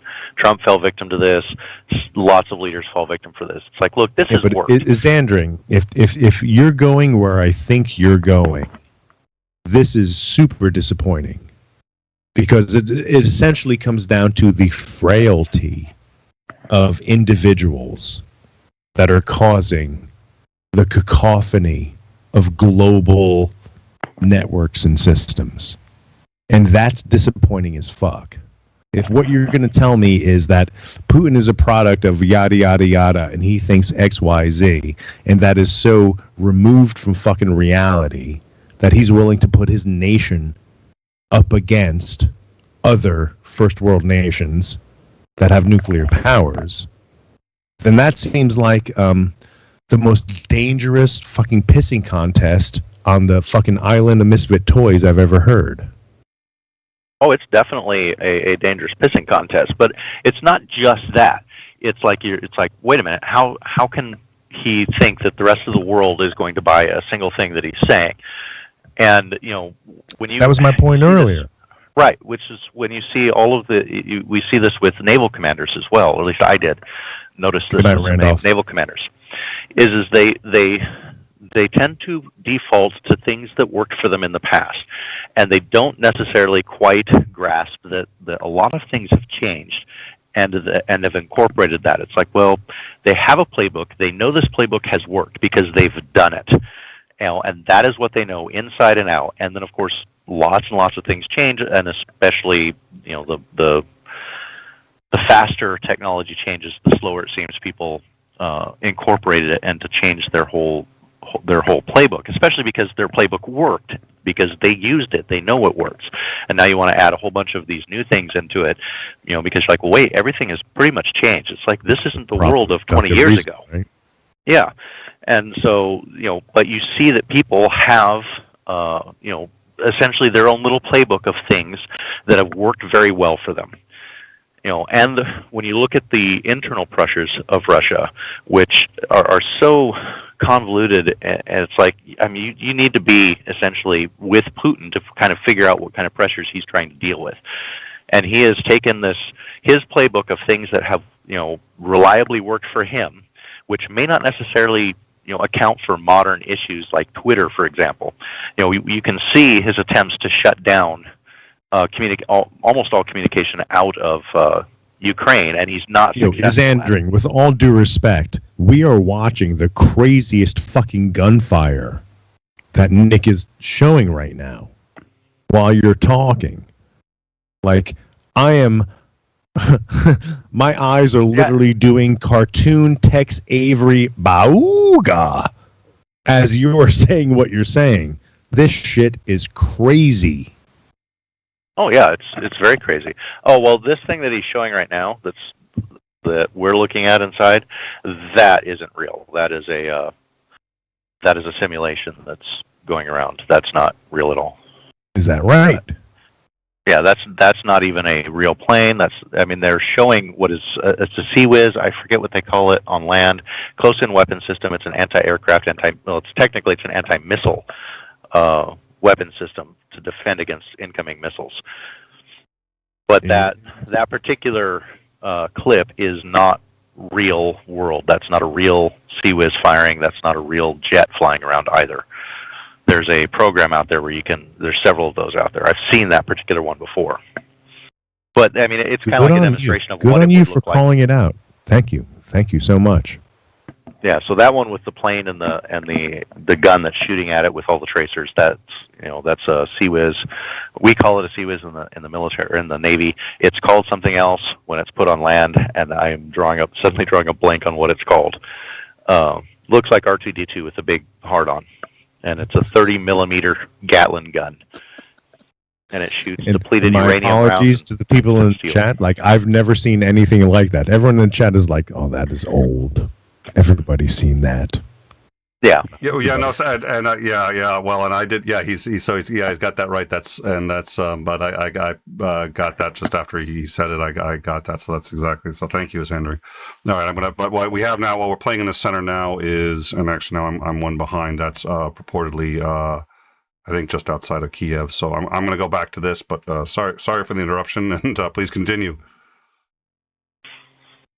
Yeah, and his actions towards Kiev, he's clearly telegraphing everything that he's doing to Kiev in hopes that they will run away and he can just take the city. But I'm not entirely convinced either, because when you look at history, the USSR's history of genocides, I am not convinced that Russia really particularly cares about the casualties of Ukrainians. So, yeah, but that brings me back to my question. Like, this is now happening on a world stage. It's not 50 years ago where you can hide all the deaths. Yeah, but I don't think that really matters to Putin. Well, and not to be. I have to admit that I'm finding that hard to believe. Not that I'm disagreeing with you, Xandran, but and this is a very America-centric way of looking at things, because I do have access to the internet that is not filtered, right? Like, it's almost like looking at a bully that was able to get away with bullying all through your adolescence. But now we're all in our 50s. So we know what fucking adolescent bullies look like. And somehow this asshole in his 50s is still pulling the adolescent bully moves as if they're brand new. And they're not. Yeah, but you know what I mean? That. Yeah, but you see that in real life, that exact analogy. You still see that. I know people that are 50 that still use those same but they don't run nations. Tactics. Okay? The world is filled with assholes. We can admit that, but they're not the ones who rise to the point of running nations. Well, it's still. Or are they? Yeah, that's what I was just about to say. There's no real distinction. I mean, they're just people like everybody else. I mean, it's amazing. We elected Trump, and you're really going to sit there and tell me? I was about to say. I think can't. I was trying so hard all night not to mention that fucking shit, and there you go, bringing it up. Yes, we absolutely have. Well, and I would definitely call Putin a bully, and he hasn't grown out of his bullying ways, clearly. Yeah, but because he still has those insecurities. Yeah, and I'm still sitting here going, kind of like with you, going, it's like I'm watching this happen, and it's like, I can't believe how could he be doing this? It's like I have the exact same thing, and it's like, well, I'm not in his head, and I have to remember that sometimes it really is really stupid things that drive people to do things, and because he thinks he can get away with it.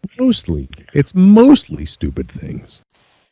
Well, and so here's the question too, which is how much has his mental state been compromised? All I know is, and this we do know, he's been isolated. He hasn't been speaking with any of the civilian authorities. He's been speaking mostly with the military authorities almost since the start of COVID, and it appears that he's really been paranoid about getting COVID and dying. All the footage we've seen of him having meetings with any world leaders that are at a 20-foot long table, sitting across from each other, and he won't get near anybody, mask or not, and even if they've tested negative, he won't get near them. So is he just so isolated, or that's theater? I see that as theater. He's playing mind games. Okay, well, that's all that is.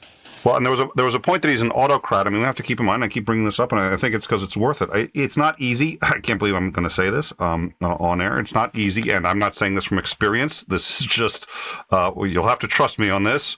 I don't think it's easy to murder a human being with your bare hands. There's something intimate about that and something unbelievably brutal. He's done it. He's done it repeatedly. He was a assassin for the KGB, and this is a psychopath. This is yeah. He's maybe functioning as an autocrat right now, but he is one of the most brutal human beings walking the planet. He is easily capable of Pol Pot, Hitler, any of those things. He hasn't ostensibly yet gone into them, but this is a human being who, for lack of a better term, right now has no soul, and so I think that's worth throwing out there. If you're murdering people with your bare hands, there's Hey Nick, I have news for something you. wrong with you. Nobody has a soul. Oh, I was afraid we were going to go down there. Yeah, I tend to agree with you on that. Well, that's why I said for lack of a better, Matty, for lack of, do you know what for lack of a better term means? How dare you preface logic? It's not the preface is part of the logic, asshole. How dare you try to semantically get around that? That was literally because we have no soul. It was because of the argument that you just Escape made. hatch. Oh, Nick, I have to go to the bathroom. I'll be back in a few minutes. Yeah, now he needs to bail. We got him on the run. He's terrified. Oh, we showed him. And just when he comes back, let me know so I can hide my camera and bail. But obviously, we completely won that engagement. He's had his ass handed to him, and he just had to. Yeah, that's okay. All right. So we know. Let me actually get this back up on the map. We have a lot of footage coming in, and there's just a tremendous amount to sort. But there is now there's at least one other city now that we have reports. They're trying to move that line up, so I'm going to go to that. It looked initially like we may be looking at the actual full invasion force starting. I don't think we can say that yet, but what I'm going to do here is I'm going to move to the Crimea area on the map. Let me... What I'm going to do is I'm going to put that. There we go. We have got a map. I really am so glad we've got overtime back. You guys have no idea. I know nobody here has to. You have to hear me whine about it, but it's like all of a sudden, all the controls are working again. Oh, so what we have here is this is just north of Crimea. You can see Crimea is that sharp red line down there, and they have projected. And that area is what we can, at this point, safely say they are in control of. They are moving northeast here, and just about 15 minutes ago, we got this little red bomb area. This is, what is that? That is Ukraine border guard that are claiming that Russian forces have attacked the guard with rockets and missiles at the town of, Zaporizhzhia.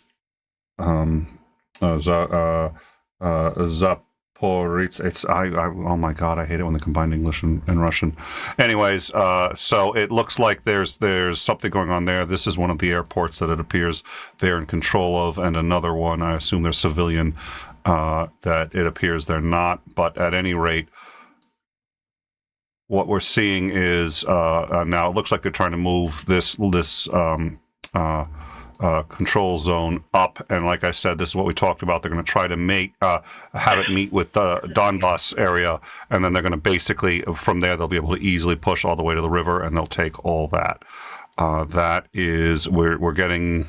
There's definitely something happening over Kiev. It's hard to say. We're seeing explosions, but there's definitely like several minutes in between the explosions. It gets pretty intense, and then it dies down. 100,000 civilians are trying to get out of Kiev. The roads are blocked. Nobody's getting anywhere. So, and the rest are in the metro. They're in the underground, and they're just sheltering there. So, I just can't even begin to imagine how terrifying it is if you're there. Like I said, I think the general consensus was he wasn't going to do this, and you can't flee every time he threatens this because he threatens this reasonably frequently. Yep.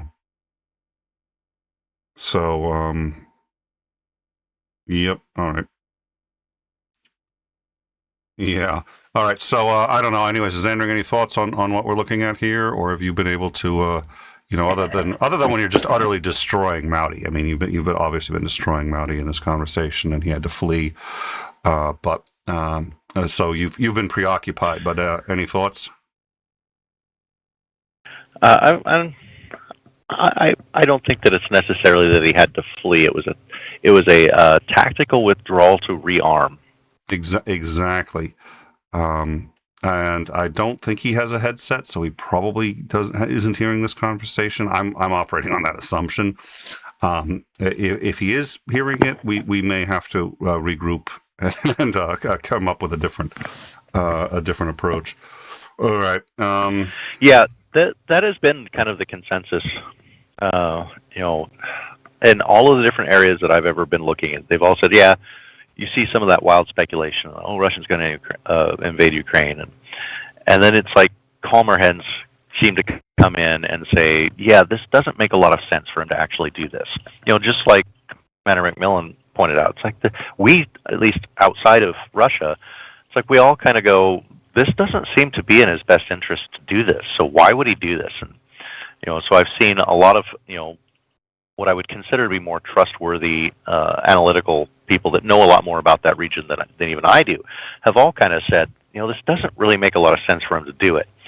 And now we're sitting here staring at this little map with red dots all over it, watching video of actual missiles and ordnance being launched, taking reports of troop movements, going, he's actually doing this. And it's like you say that a little bit flabbergasted, just like, he's doing what? And we're all sitting here going, why? Why are you doing this? I mean, if you just look back historically, you could say, well, it's kind of clear. But again, like Maudi brought up, it's like this isn't 50 years ago. And it's like, I almost wonder if Putin's even aware of that, because it seems like these are all the actions that would be taken back in the Cold War era, not today. So I am going to try. It's still the losses that we have here that have been confirmed, and this is Sky News. 57 Ukrainians and 50 Russian troops killed. Estimated 100,000 Ukrainians believed to have fled. Largest set of sanctions ever released by UK Prime Minister. US has released their own set of sanctions. And U.S. has announced 70,000 troops heading, not 70, correction, 7,000 troops heading to Germany. And we have said, unequivocally, we will not enter militarily. But I'm still trying to confirm on like I said, it was the French military, and I haven't been able to confirm that. I'm also going to try to, when Maudi comes back, I'm going to try to reach out to Commander McMillan. I think I may have tried the least effective way of reaching him, so I want to see if he's still available.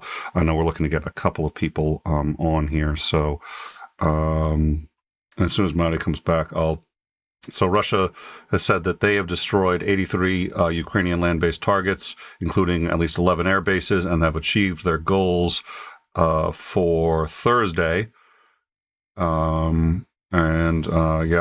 There's definitely explosions in and over Kiev, and there's two fires, one sort of in just outside the city and an apartment complex that's on fire. And it looks like both of them are the results of aircraft that have been shot down. At least that's what we're seeing. We also the Chernobyl. We haven't heard any more, but AP reported that a shelling of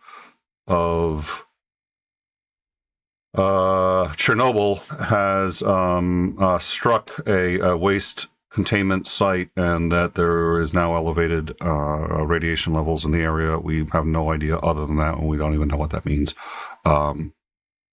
But that's all we've got, and I'm going to try to see if either somebody. Well, if that's blossoming into a situation, I'm sure somebody will drop that for us. But I think that's where we stand.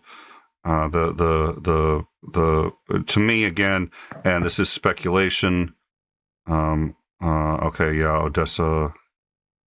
So yeah, they're still engaged at Odessa. So the biggie, we've talked about this repeatedly. We spoke with McMillan about this. So the question is, what's he intending to do? It's going to be speculation. It's going to be speculation looking at this map. He's lied about absolutely everything going forward. So what are we looking at? Well, they've included Belarus into this. This gives them access to this border right here. This border that I'm kind of mousing over. You should be able to see my mouse pretty clearly. That border goes from the river all the way to the west border of Ukraine.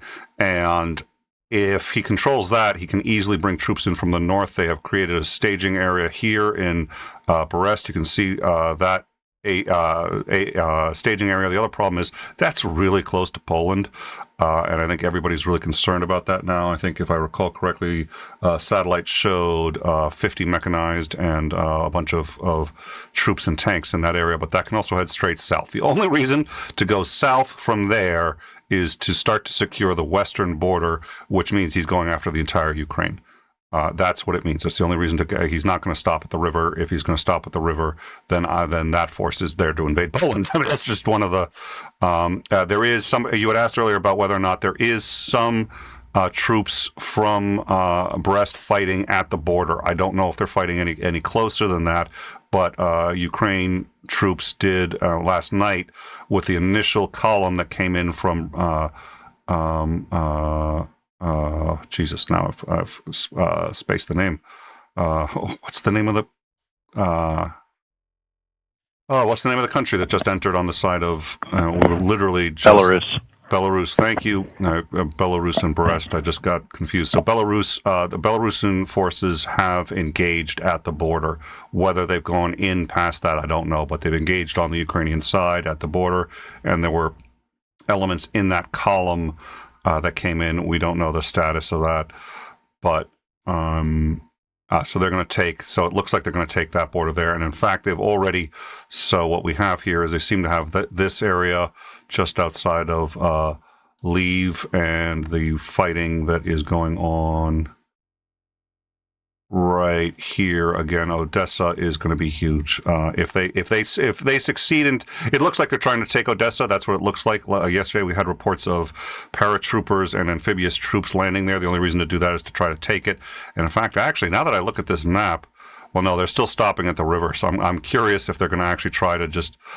Macmillan or you would probably have a better idea of whether they'd just try to go along there and.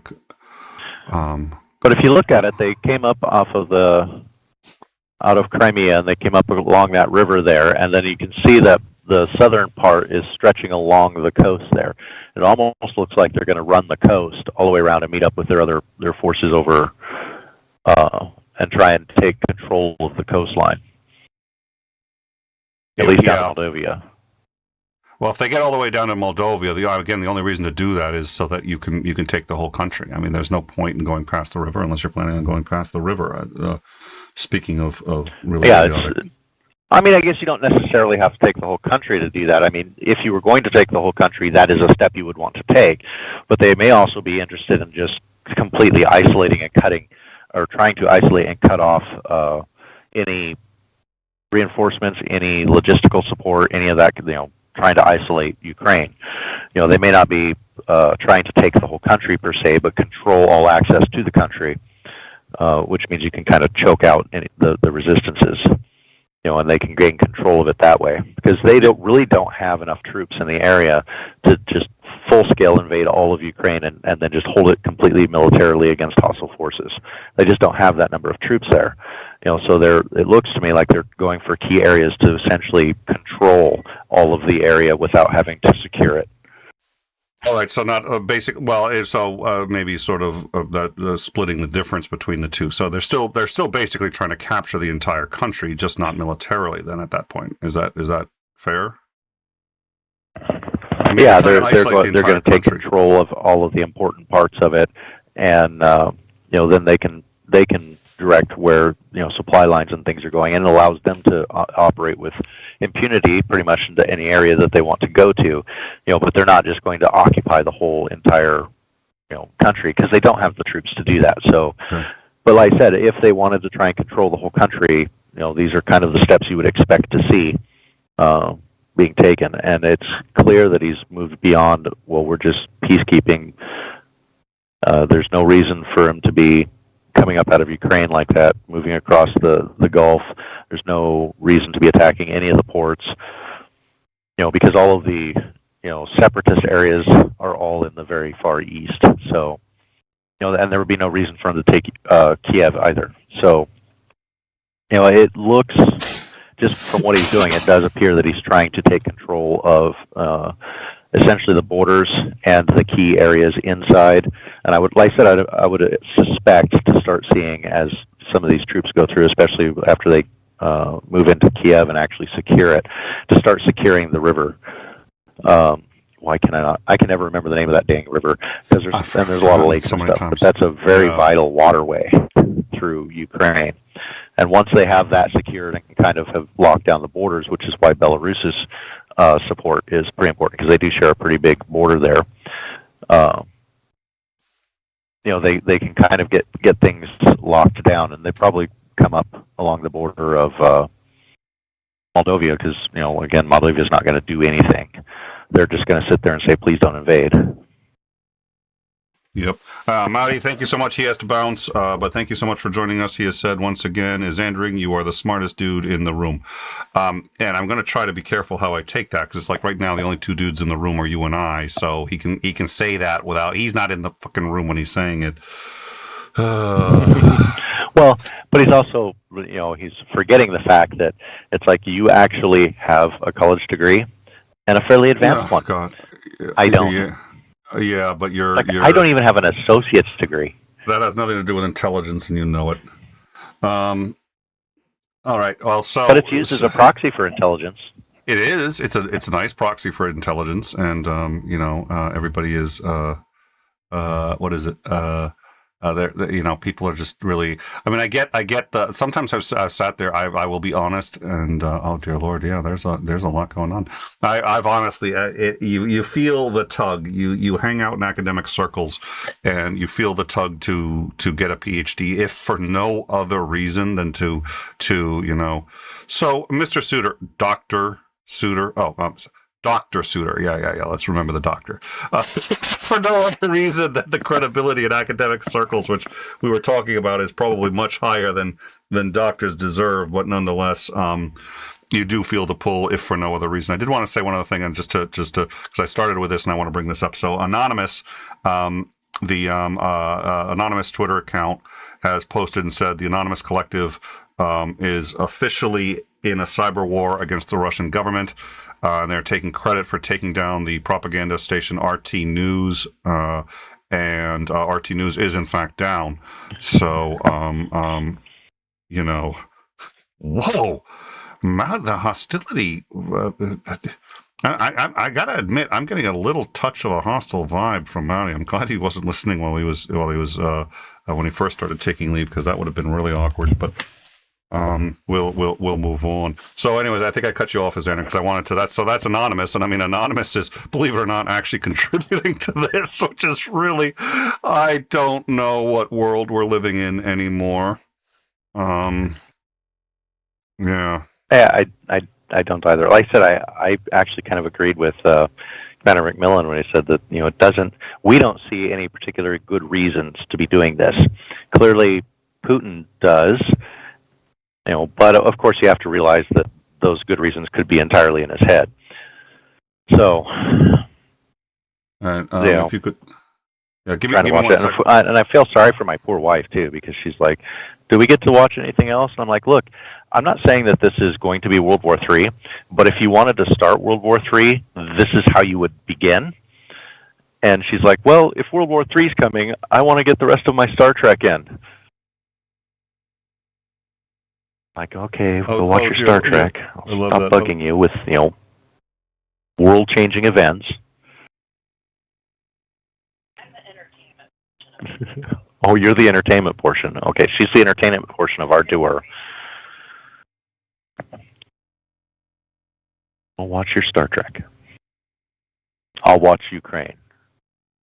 We'll see who's more entertained.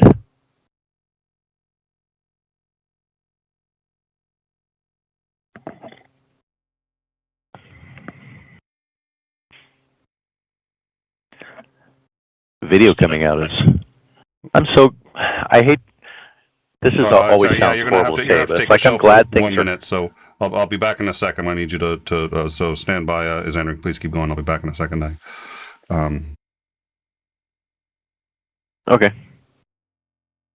The ability to be able to get all of this video and stuff that's going on today, it's like the people of 50 years ago would kill to have this ability to be able to see all these things that are going on, and the fact that we can kind of watch in real time and see what's really going on from people posting video. Technology is an amazing thing. All right. Apologies. I just had Commander McMillan on the phone, and I was talking to him. I muted, and then I got confused, and I accidentally hung up on him. So I'm going to apologize. So give me 1 second. I'm apologizing profusely. So I don't think he's going to be able to make it. Let's see.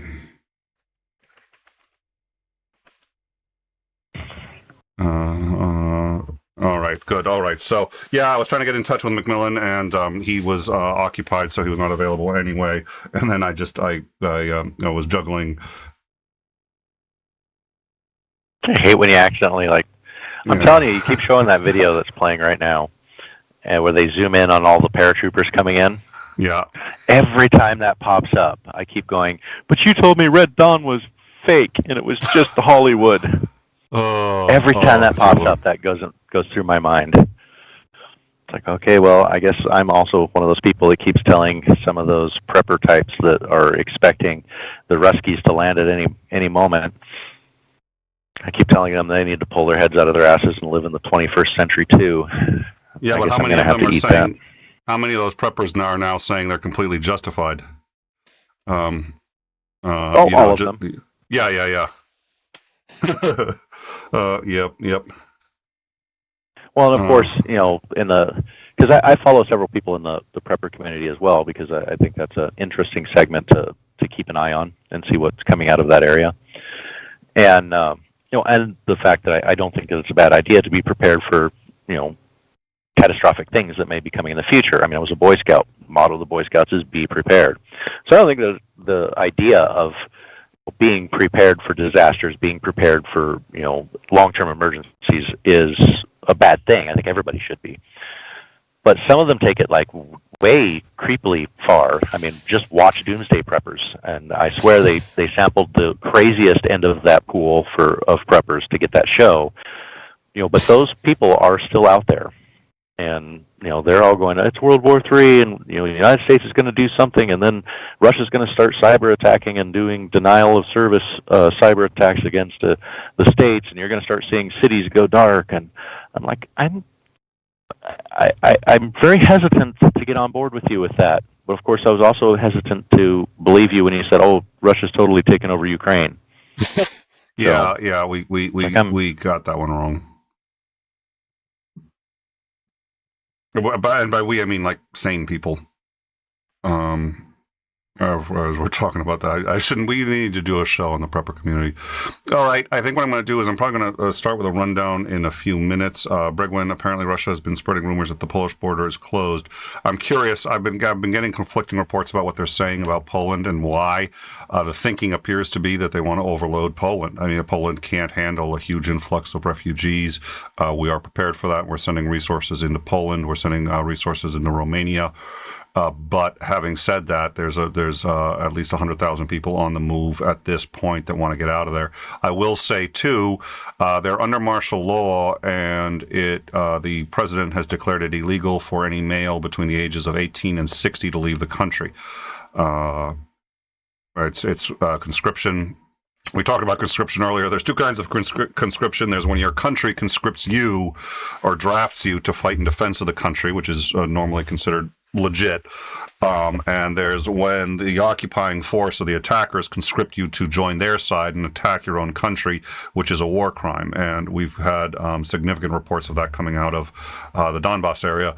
But right now, they are in a state of martial law. They've been in a state of martial law since early last night, and what we have is.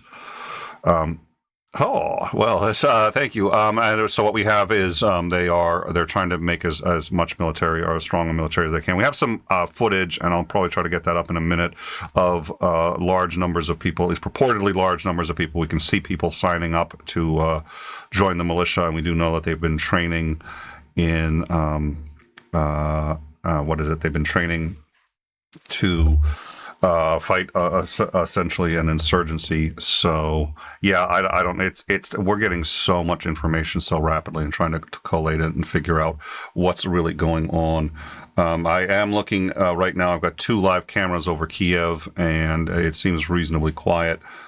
We still have a report here that there's an armored. I don't know. It's a division. There is some forces heading straight to Kiev, and they're currently surrounded, and there's been multiple engagements from aircraft and a report of 2 shoot-downs of aircraft that have started fires. I don't know the status of those fires right now. So, I mean, Kiev it seems to me that they're moving on Kiev, and they're doing it tonight. So it's just a question of when. Ian Davenport, $5. Keep it up. Thank you so much. Welcome, Nick, and such a great person. Dude, I think people have missed the point of having Isandering here, because there's been a lot of love going on to Isandering, and a little bit, okay, fine, because we want him to stay and we want him to think he's appreciated. But this is a liberal program. We had on a conservative to give me cover. This is supposed to be, what is it? Carlson's, was it Tucker Carlson's first show on Fox, where it was, Hannity and Combs. Right, and there's like a good guy and there's a bad guy. He's the bad guy, and now everyone, he's the smartest guy in the room. He's such a great person. You know what? We've lost the narrative somewhere here, and I would like to work very hard to try to bring that narrative back, because I prefer that narrative to the idea that I'm just saying. All right, let me hold on. I gotta unmute and get back into the stream. Yeah. So no, I wouldn't say that live. No. All right. Hold on. Okay, I'll unmute. All right, so where were we? No, you there? I was indeed in the Navy. Sorry, I just stole the wife back from the computer. Okay. I stole the computer back from the wife so I could read the live chat while you were talking. And somebody had asked if I was in the Navy. Yes, I was in the Navy.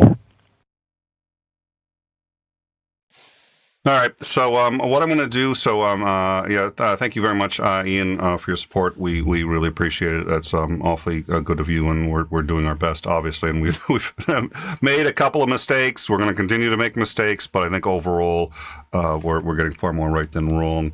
There's a lot going on right now. Let's take a look at this map. I'm going to move the map into the sort of central position there. We should get back to the whole knife. So not knife. Yeah, no, not knife, but a spoon, at least, like go from a wooden spoon to a steel spoon. I think that was a very productive conversation we were having last night, and I'm very interested in continuing it. But until then, that's right, the overtime interface doesn't use a camera system. All right, so I think we're going to be stuck. What I'm going to do then is I'm just going to put this up everywhere. So we'll put this up in the... the footage of the... Okay, so... Where do we stand right now? I think it's credible to say that Russia probably expected they'd be a little further than they are, but to the best of our understanding, this is just the expeditionary forces. The main forces have not attacked. We're waiting for that. That's 175 to 180,000 troops.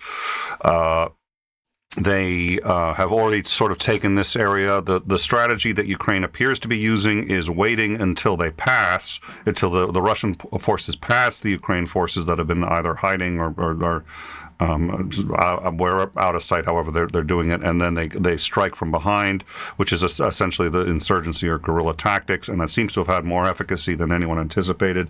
We do believe at this point a number of Russian planes have been shot down. We don't know what percentage this represents of the overall forces.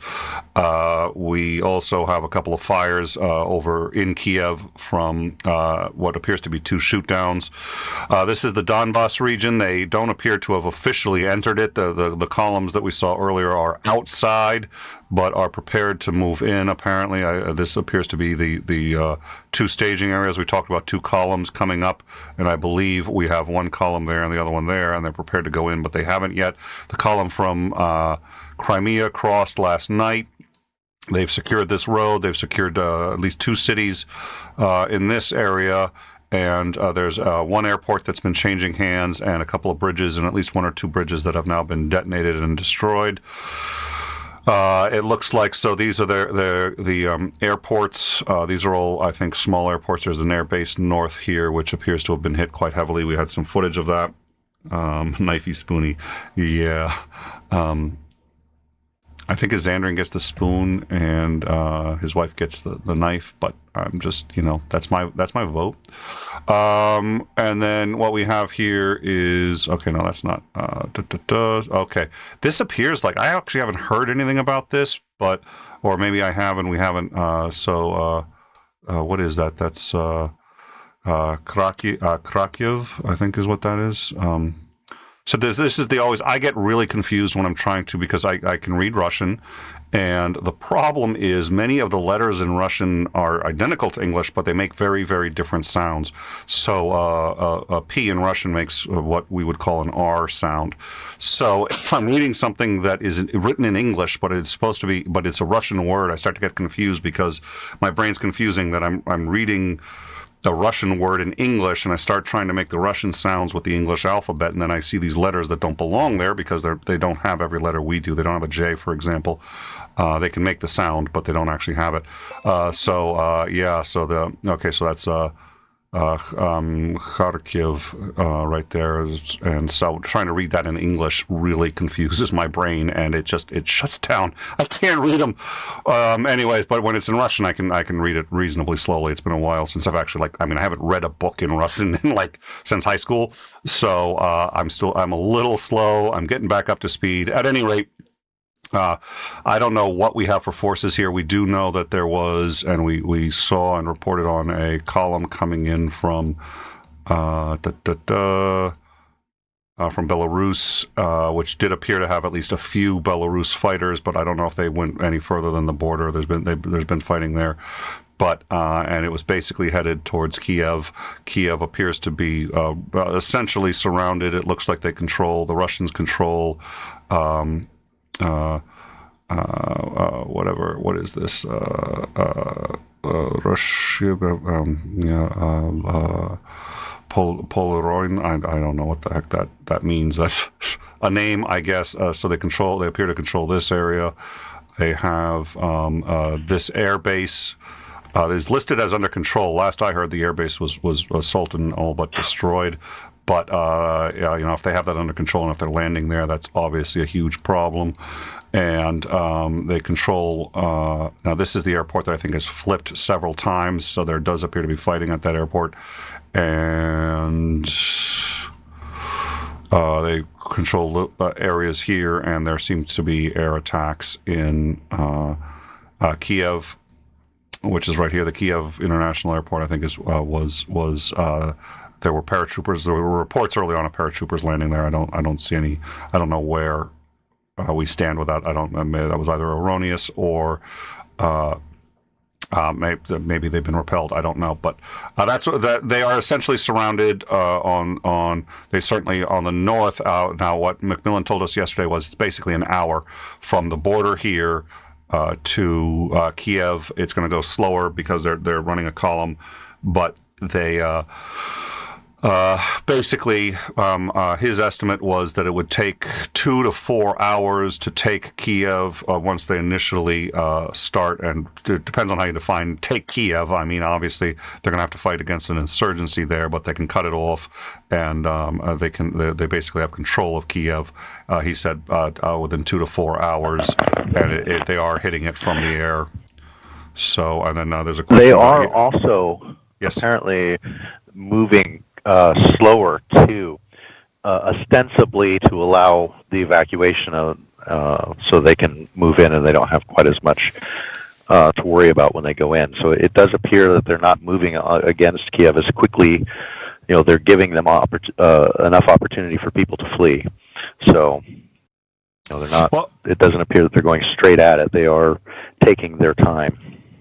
Okay, that makes sense, and that explains too why. Because we had expected this to be somewhat further along when we were talking with McMillan yesterday. He said, "Look, for a full invasion, what you're going to see is the forces coming in within 4 to 8 hours," and that was about 24 hours ago, and it still hasn't happened yet. So what does that mean? I think that means that, they're moving slower for a reason, and it's either because, and it's not one or the other. Both. It could be a combination of both. It appears that the resistance that they're getting is stronger than they anticipated. So between that, and they did in the Donbass, it looks like they are considering civilians. And I think possibly one reason for that is because they know that if they hit too many civilians, they could get the Russian people to turn against this pretty quickly. But in Donbass, what they did was, and they've allied themselves with the two areas that have declared themselves independent. Now, these guys are going to do whatever they're told because they know Russia will absorb them. Russia said they would. That's the goal of everybody involved. So Russia's been supplying them, and it looks like Russia instructed them to say that to evacuate and force all the citizens out, and Russia was going to be a humanitarian aid there and take them all and give 10,000 rubles to every civilian that evacuates. So we've had civilians evacuating from this area heading east. They're getting bought off, essentially, to go do that, and then once they're out of the way, you can shoot at just about anything that moves, and if the gun is pointed east, you kill it. If the gun is pointed west, you're good. And they may also be trying to avoid the civilian-type casualties to stop a stronger response. Like if they just went and started annihilating civilians, I mean, I can't imagine that NATO would just sit around and do nothing in the face of that. So, they probably are trying to keep civilian casualties down if they can. Yeah, and it simplifies their issues as well. Yeah, it makes the fewer people that are there, the fewer people you have to keep track of. So I think it's easier to take this country if or at least huge swaths of it, if the civilian population is gone.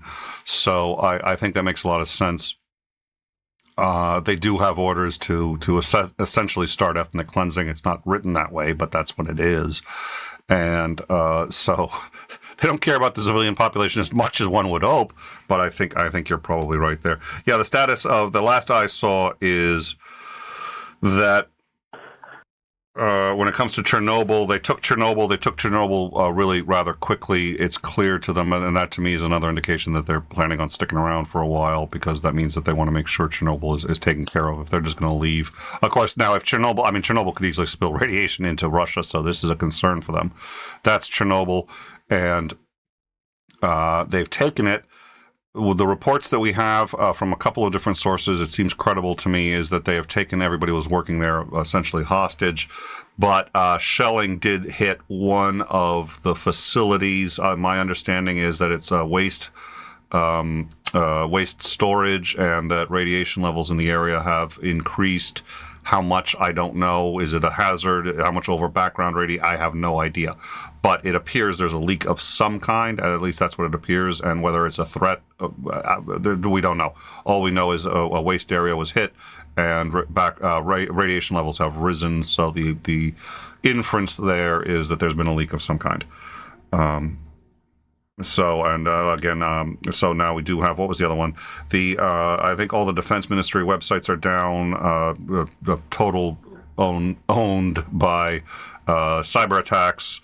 The government websites, the defense ministry website, they're all down. Anonymous is now retaliating and has taken down at least one of the main propaganda sites from Russia, and has said, to the best of my understanding, that they're going after Russian government sites.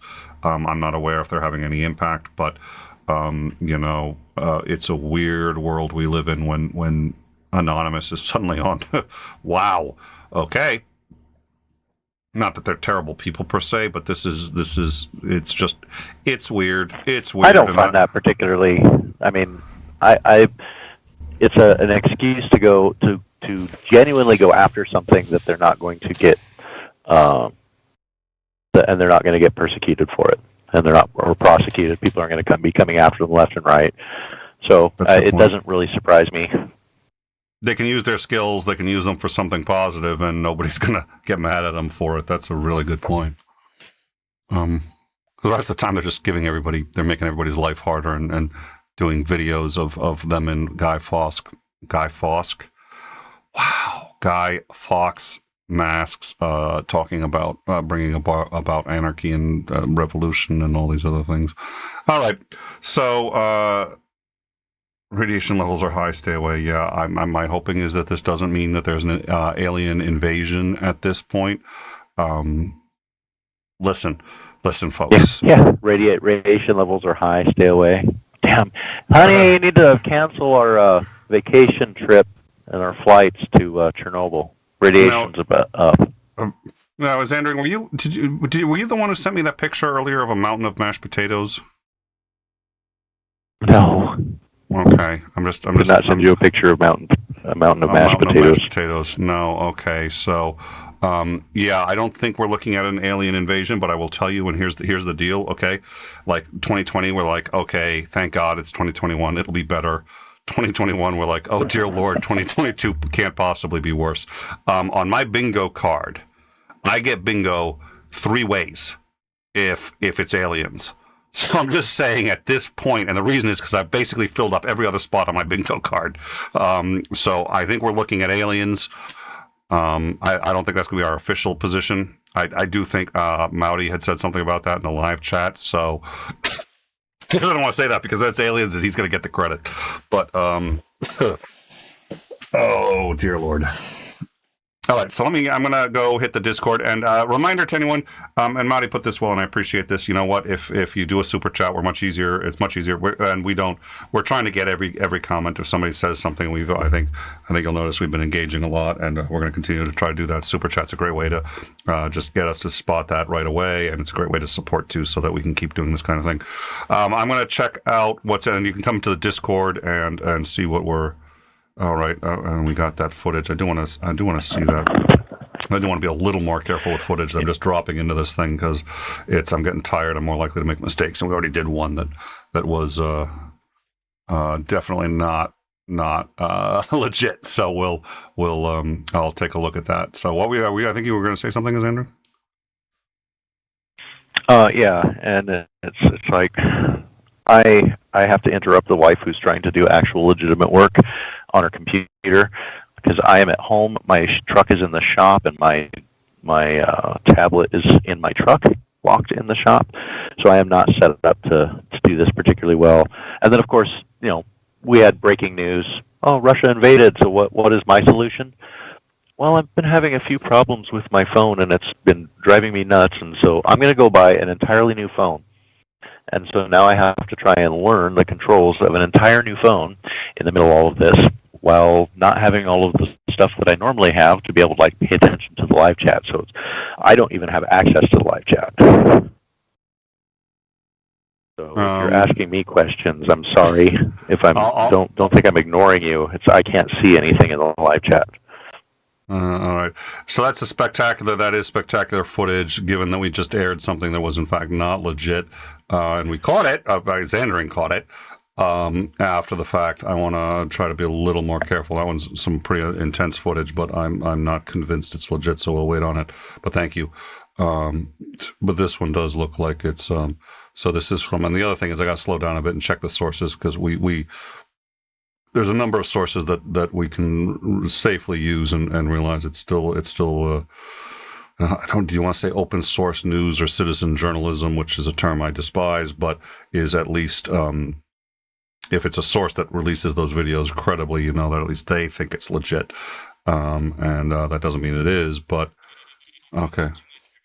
All right, yeah, that's what appears to be the Russian aircraft over Kiev 30 minutes ago, shot down. That would be, I think, the one that started the fire that we're looking at. So I'll get that in. So we'll have that up in a sec. once again, yay, overtime. And I'm just going to keep saying that. There's a huge difference in trying to do this and which interface you're in. They're both great interfaces. They do what they do great, but this one, I've told people, like, if we get footage that we want to air, I can get it into the interface. It's already in the interface. I can get it into the interface in about 10 seconds. It takes 2 minutes on the in-time interface. It takes 10 seconds here. This one's already in. This was in while I was talking, so it's right here. Let's show this one. This is purported to be apartments outside of Kiev, looking in, and it appears to show air defense systems engaging Russian aircraft and purportedly hitting one of the aircraft, and the aircraft. So this is another perspective from what we showed earlier of an aircraft that landed, and I believe this is the one that hit the apartment building and started a fire there. So here it is, and let's take a look. And you know what? I'm actually going to do audio for this, so let's just see. Опять тут не эта машина едет, не летит. А вот сейчас, да, летит уже, слышите, да? Назад летит. Слышите, да?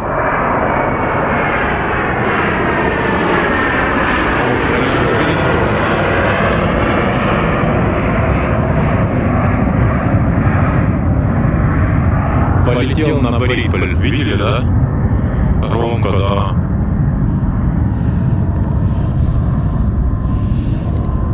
На Борисполь. Я сказал на Борисполь, он не на Борисполь полетел. Надо что-то же говорить. Боже, вот это взрыв только что был. Смотрите, смотрите, ребята, боже. Смотрите, атакуют. Видите, да? Смотрите, ребята, взрыв. Господи, начали атаковать Киев. Вот. Начали бомбить. Боже, поздняки начали бомбить, зайди. Это все-таки был не украинский самолет, это был российский. Yeah, you see those little flares floating down after the fact. Those, a lot of times those are countermeasures. So they didn't get them off in time, or they just didn't work? They don't always work. And it's, of course, they're photo and thermal deterrent. So if you have dumb rockets, they don't work on dumb rockets at all. They don't work on anti-aircraft guns either. Has to have something that has a targeting system. Usually, it targets heat. So those things, they're very hot. They're magnesium flares. They shoot them out, and they're to try and stop. And they also confuse radar, targeting radar. They don't always work, but that's what those looked like. So it looked like if that was a jet being shot down, it would probably launch the countermeasures because it was being targeted by something that has radar, and so it launched those. But they either didn't work, or it was a dumb missile or dumb guns that hit it. All right. At this point, we believe now we're going to show another footage. We believe this is actually the same one. This is the one that resulted in the apartment complex fire that we've been looking at. So let's play this one. This is, I believe, the same attack from inside Kiev, the footage that, at least that's what it's claiming, and it seems reasonably credible here. So let's see what we got.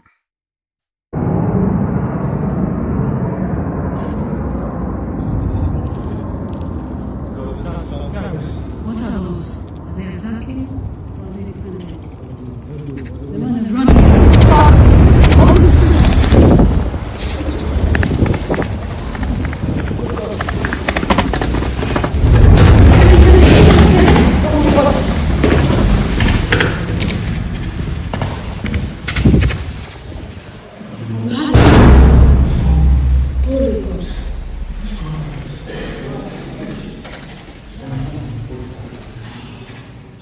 So it looks like we didn't actually catch much of that, but yeah, there's another one. I'm just I want to check on the authenticity of that. No, I'm not convinced on the authenticity of that one, so we'll wait. I mean, we can't verify many of these anyway. They're on social media. The only thing that's sort of in my mind verifying them is that if it, they seem to have the verisimilitude, and this last one, you can see this guy's literally he stopped watching. He stopped looking at it, put the camera on himself, and then you can actually see the glow of the light as it strikes, and then he gets startled and looks right back at it, and you can see. So this is purportedly what now? Several. This is more than an hour ago, and this is the shoot down that appears to have struck. Yeah. So he's hearing the jets, and we can hear that. We'll play the audio here. Полетел на Борисполь. Видели, да? Громко, да.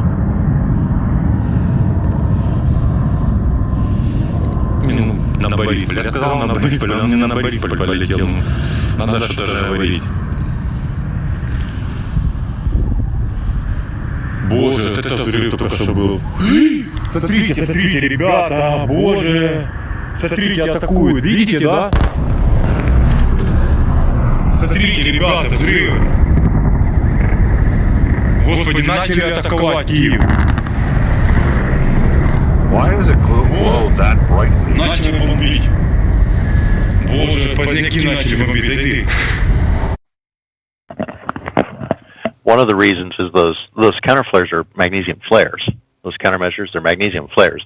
They're very bright. And the other one would be, there's quite a lot of diesel JP5 in those jets. So if it hits one and a missile hits one and it ignites the jet, it's going to be very, very bright. All right. Yeah, that's pretty impressive. So at this point, it's speculation, but we believe that that's the one that was shot down over Kiev at this point a couple hours ago, and there was a report of a fire in an apartment building, and then a fire from another shoot down after that. So it is clear that the reports from the Russians that the anti-aircraft were completely eliminated in the country appears to be inaccurate. So well, the United States has been sending, surface-to-air defense systems to Ukraine in the build-up to this, and we have been for a while. So to think that there aren't at least somewhat sophisticated and modern surface-to-air defensive systems inside of Ukraine would be stupid, because we've sent a lot of that stuff over there. And that was one of the reasons that Russia was particularly pissed off and was getting more agitated, because we were supplying weaponry to Ukraine, the U.S. specifically. Yep, okay. Yeah, I think... all right. Nope. All right. Leave it to the U.S. We got to supply everybody with weapons. Yeah, we supply both. We are the number one arms manufacturer and distributor on the planet, and I'm always disappointed when more Americans aren't aware of that fact, because that's actually not entirely... that's one reason a number of countries are pissed at us, is because they're aware that we're supplying both sides of a number of wars. We love to do that in the Middle East. That's one of the reasons why all but I think it was one of the 9/11 hijackers were Saudi Arabian, because the Royal House of Saud, which is a brutal fucking regime, certainly worse than Saddam Hussein was, can only stay in power because they are supplied the weapons they need to do that and to oppress their own people, and they're supplied by the U.S., and we know exactly what they're doing with it. But they exercise their OPEC veto power to give us the best oil we can. If you think that it's Clinton who was responsible for the economic boom of the 90s, it's not him. It's actually his predecessor, Bush, who made a deal with OPEC, not with OPEC, with Saudi Arabia, and they've been giving us a favorable OPEC veto power, favorable vetoes. We don't have the power, but they've been exercising their veto power to give us the best and cheapest oil on the planet, and that funded the economic boom of the 90s, for which Clinton got credit and really was not him.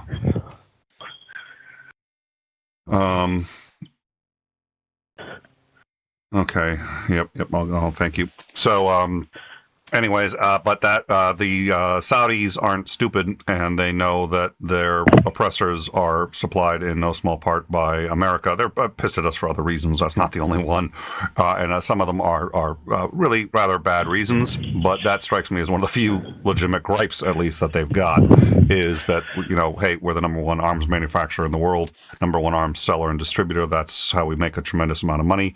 And if you're at the other end of the gun, you're going to be pissed pissed at the person who sold it to the the despots who we seem to be against, except when we're for. All right. At this point, so this is sort of a position we were in last night, and we're in this now, which is there's reason to believe that the full invasion is imminent, but that's speculation. Last night we were reasonably confident that we were going to be seeing the invasion within 6 to 8 hours. That was 24 hours ago. It hasn't happened. At this point, we are still confident that there is going to be a full invasion. I mean, is there any reason? And Andring's corrected me once or twice, and he's forgotten more about this than I will ever know. So, but is there any reason to believe that there isn't a full invasion imminent at this point, regardless of how far they go? But yeah, I mean, as far as commitment he has, I do believe that he will. Okay, so I mean, you got to figure out exactly what. Go ahead. Well, and I'd like to point out Romanian intelligence and U.S. intelligence and German intelligence have all separately reached the conclusion several days before this that the decision had in fact already been made to invade, and that he's made the decision to go all the way to Kiev from the north and from the east. So that's a minimum of between a third and a half of the country. So I have no reason to believe that's not true, and intelligence has been accurate so far. I mean, he planned this. This wasn't off the cuff. We have the recording. We have the metadata on the recording, so we know that he made up his mind to do this a while beforehand. He knows what he's doing. He's got Belarus in with him. That takes planning and strategy. So I think it's credible to say he's going to at least go to Kiev, both from the east and from the north. So, yeah, we're waiting on that. We expected that. Oh, yeah, and Brainy Beaver, you missed it, but you got credit. There was, I think you and I had disagreed, and you turned out to be right. Since it's only ever going to happen once, I'm going to give you credit for it on air. But I forgot what it was. Oh, no, it wasn't. You had made a claim that I was like, how does he know that? And then I looked into it, and you were right. It was on the Russian economy. So thank you for that. At any rate,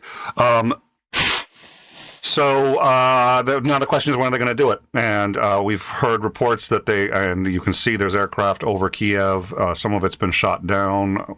We know that they are putting pressure on Kiev from 3 sides, but they have not gone in yet. We believe once they do, it'll take 4 to 6 hours to reasonably secure Kiev. It depends on how you define secure, but that they can take Kiev in that period of time. What we also have, and let's just take a look at the map. In the 24 hours since this started, they have, and they're proceeding much slower than we had anticipated. As Andring already gave some reasons for that, and I'd like him to highlight those again in a minute. But we anticipated that'd be much further by now. We also do know that the Ukrainian defenses are providing a greater resistance than we had anticipated. Yay. But this is so far how far they've gotten up from Crimea. They haven't been moving at all on the eastern side. In fact, to the best of my knowledge, they haven't even entered Donbass, at least not officially. They haven't sent in any. We also know that there is units in here, special ops, that have been trying to sabotage from the inside. That's how they got the cameras. That was a sabotage unit, got all the cameras along the Crimea. That's how we knew. That's where we were on in time. We're like, all the cameras along the Crimean border just went dark? Yeah, let's call everybody. I think we're going to be live soon. So they're doing operations in. I think they busted somebody. What was it, north of Kiev, who appears to have been doing setting up fake or doing sabotage operations. So they've got units in there, but in terms of an invasion force, they haven't actually moved. Not even an expeditionary force into Donbass yet that we're aware of. Expeditionary forces here that have made some progress in from the north, as you can tell. Kiev is right. Oh, there we go. All right, where did I lost Kiev? There we go. Okay. Oh, wait a minute, that's new progress. Yeah, they've moved in more from the north there. I'm assuming that's expeditionary. Hold on a sec.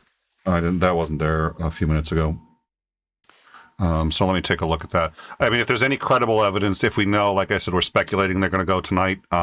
We speculated that last night and we were wrong. So, I mean, there's no point in us staying here if all we're doing is updating on damage and damage reports. That's going to keep coming in. I think while we're live, it's worth covering. I don't think it's something Okay, oh, that's the bridge. So it looks like the Ukrainians are blowing up the bridge as they're. Yep. Okay, but no, that was 8 hours ago. Well, there's something much sooner than that. Let me just see this. Yeah. Oh, yep. There. Okay. There's more explosions in Kiev. And a Russian tank column approaching from the northwest is approaching Kiev and has encountered a bridge that was detonated in order to slow them down. So there is a column approaching. I believe, if I've got that correct, that's this column. Yeah, I think this right here. So there is a column approaching. It appears to have entered from one of the, looks like this road, I would assume right here.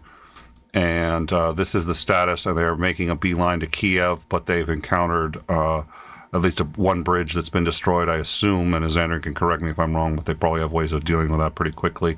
But nonetheless, they've encountered a bridge, and they're stopped right there for now. But that is heading to Kiev. I think we have now, yep, there's the north column. Okay, so there's a column from the north. Okay, that's it. Okay, right there. So these two, that's a column from the north coming into Kiev. That is a column, several columns from the east, or it could be one column. Don't get me on my terminology. So it looks like from the north and the east, they're going straight to Kiev, and this area just on the south is already taken. So I think that's what we're looking at. So is Andrew any comments on what I just said? Yeah, it does look like they're starting to move. They have been moving as far as advancing quite a bit slower, and I think some of that has been the resistance. Some of it, I think, is they weren't maybe necessarily planning on moving incredibly quickly, but giving them time for kind of the threat to roll over and give people time to get away or to move away so they have less resistance. Of course, if they start blowing the bridges behind them, then they're going to lose any time or any advantage they might have thought they were going to gain, because now they've got to rebuild bridges or put temporary bridges in place to move, equipment across it. So it definitely looks like they're very keen on getting Kiev, though. Yeah, which is what the intelligence said. But okay, so here's Kiev. I'm just going to zoom in right now, and what we have here are, it looks like these are the reports that we were talking about.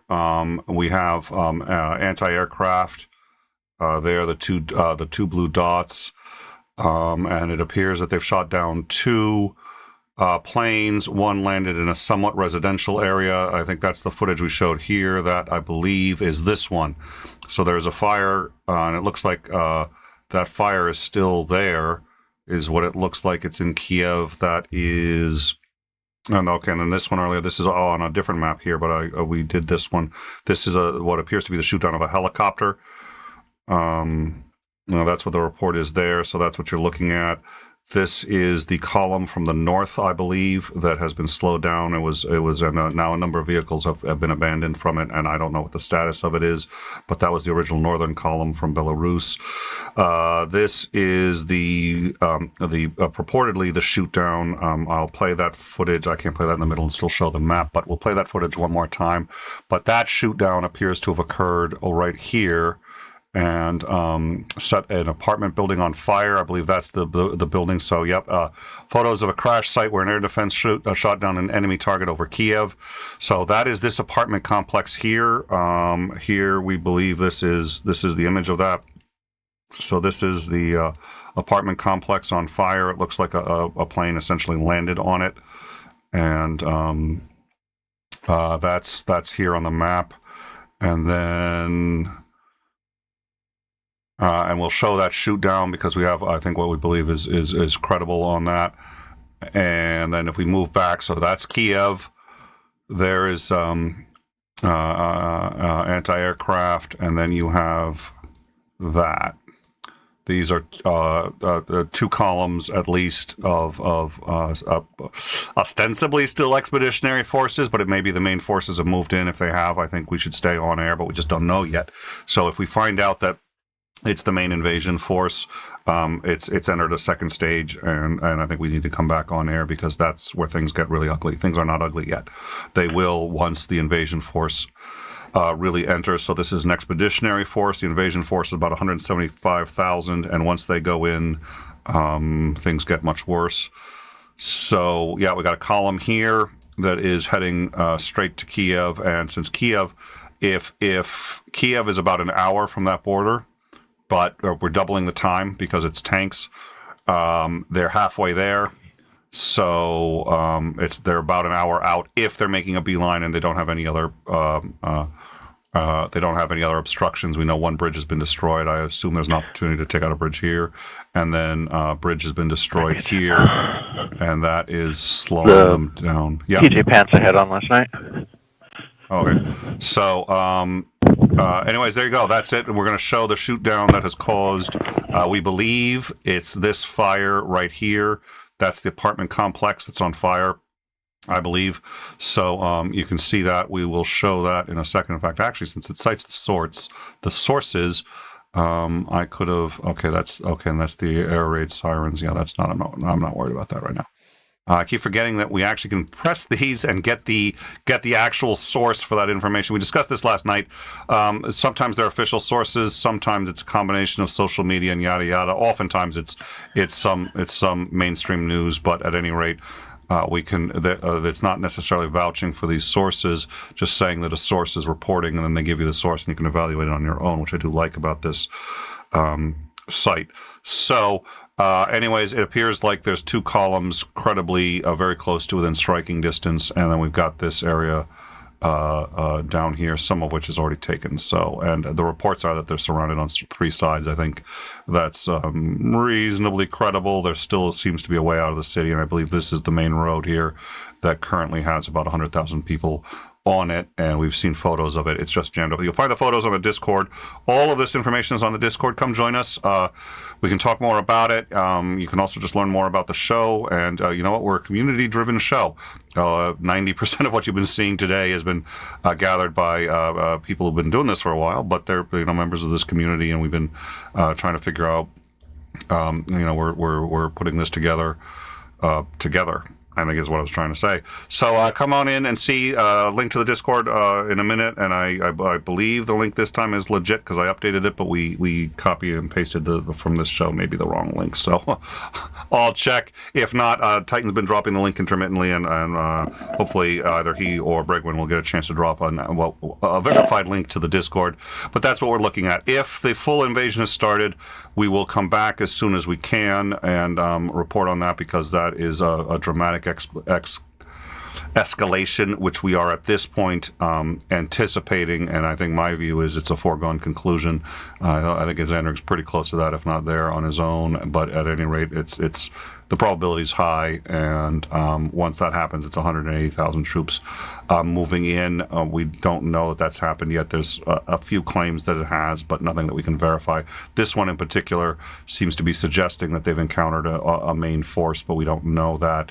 And there was no reports of seeing a main force, but since they own all this area, it's possible they could get a main force in and we wouldn't see it. But this right here is claims of what appears to be a main force attacking a border guard post, but we just don't know. And so at this point, I'm going to do what I did sort of last night, which is say, look, we could stay up forever waiting to find out if the full invasion force has started. At this point, there's we don't know. So we're going to, I think, call it a night unless there's a reason to come back. If Ukraine falls and if we're available, we'll bring that. If there's any major developments, we'll bring that. The other concern that we discussed repeatedly, and it's just genuinely for me a huge concern, and I'd like to talk to somebody who knows more than either of us on this, is the staging area right here, because this is basically on the Poland border. That area only exists for one of two reasons that I can tell, and that's to invade from the north and start to take and control the western border of Ukraine, or to enter Poland. And while that sounds cray-cray because they are a NATO country, setting that up that close to Poland. I mean, the reason we started getting scared about this months ago was because they were setting up these areas just outside of Ukraine. You cannot set up a staging area like that outside of Poland and not concern people.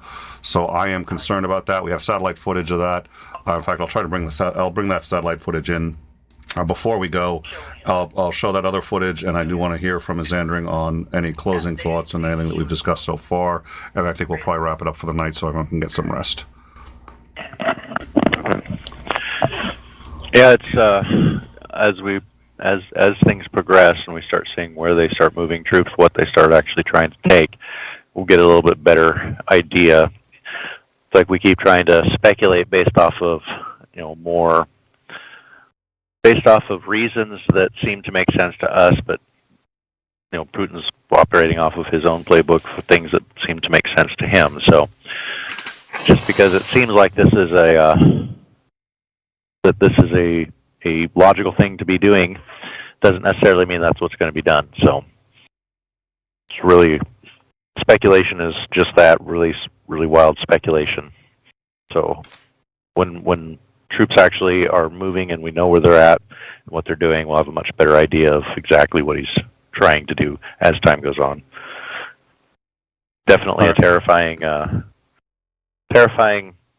of events for the people in Ukraine.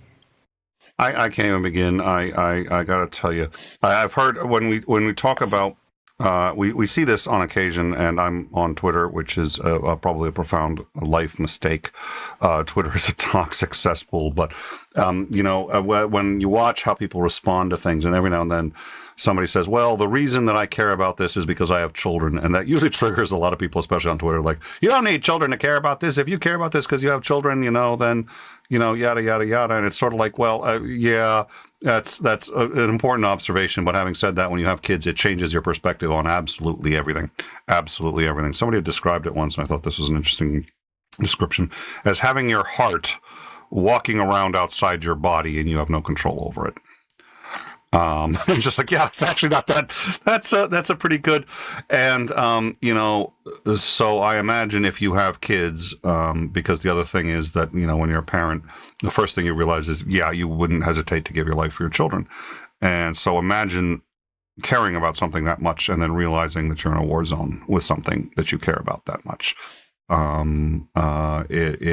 It's got to be god awful, and we've seen some pictures of families. We've seen pictures of kids hugging their fathers as the mothers and the children are going in one direction and the father's going the other way to fight. It's a god awful thing, and it's something that we should be able to avoid in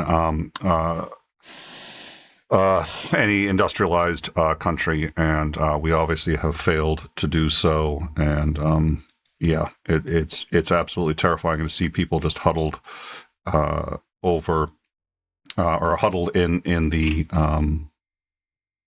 metros, the undergrounds of Ukraine, just waiting. And I have to believe in sheer terror, because if the entrance to that gets hit, I can't think of very many things more terrifying. So that this is a worst case scenario for absolutely everybody there. This is a color map of what we're looking at right now, and I think it gives a pretty good. You can see pretty easily here. It does look like, if I'm reading this map correctly, that they have moved in just a bit above Donbass. There appears to be some kind of part of the expeditionary force there, but you can see the Donbass. They actually haven't moved in yet. On this map, you can see the expansion over from Crimea, and you can see where they've been moving from the north, including that force from Belarus. So we've got the original column that we had seen, and it looks like that column has to be intact, because that's then the column that we saw on the other map. So, but this color map is really nice. I'm sorry, what? Okay. So this color map is very helpful for seeing this a bit better. This comes from Global MLI. Shoot, I don't know, but they appear to be credible. It's a rather large site, and it appears to be military that's posting these things. This is they say they don't know what the target was, but this is speaking of close encounters. I probably shouldn't have made that joke, but Jesus. So let's take a look at this.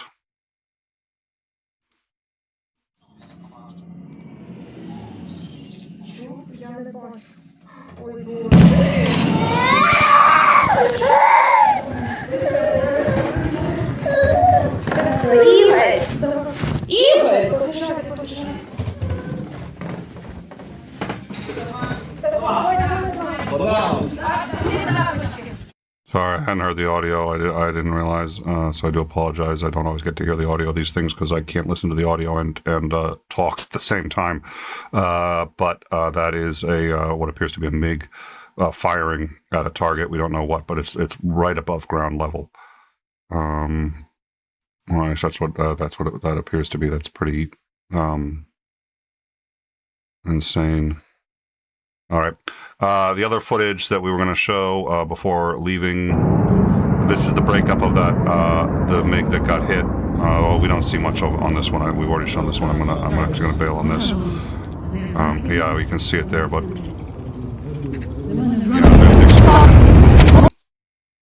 this is the breakup over sort of a more urban area. This is the second one. This was a jet that got taken down. This was the second one just outside of Kiev. And then we've got, okay, is that the, yeah. I don't think, oh, here's one we showed earlier. I think that may be the same footage. And that's the one that appears to have landed on the apartment building. We don't know what the status of the fire is on that, but caused a fire there.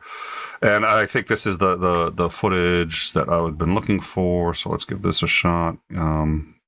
Nope, that's not my bad. Can't play that one. Oh, here it is. And I'll let that play without the audio for a minute while we sort of set up the last thing. So like I said, if it's credible that we're looking at the fall of Kiev, we will come back if we can. And if it's credible that the invasion force has begun, we'll come back. Or we don't know. We've had some indication that NATO may actually be thinking of doing something. We know they're going to be having a summit tomorrow. Some of the NATO forces appear to be, or sorry, the NATO countries appear to be redeploying their Navy forces, but we haven't got a confirmation of that. That, as I understand it, comes from Sky News, but we are not aware. We don't know that that's happening. But if that is, I don't know what that means, but it means that they're sending more troops in the area. That's the shoot down of the first plane that crashed in the apartment complex. And I think I had promised to get one other piece of footage, but no, yes, I remember that was, and I gotta find that. All right, I'm probably just gonna have to grab the original source of that, unless that's it. And if I'm lucky, that's it. That ain't it. Oh dear Lord. Yep. There's a few things going on. It turns out. So what I'm going to do is try to get the original on. So what we're going to do is what I believe, what appears to be satellite footage, and Xander, I'd love to get your take on this, of the staging area just outside of Poland.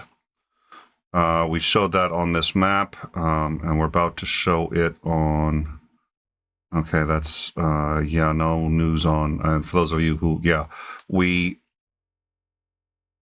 it does appear like shelling struck Chernobyl. We believe what we're hearing is that it struck a waste management facility, and radiation levels in the area have increased.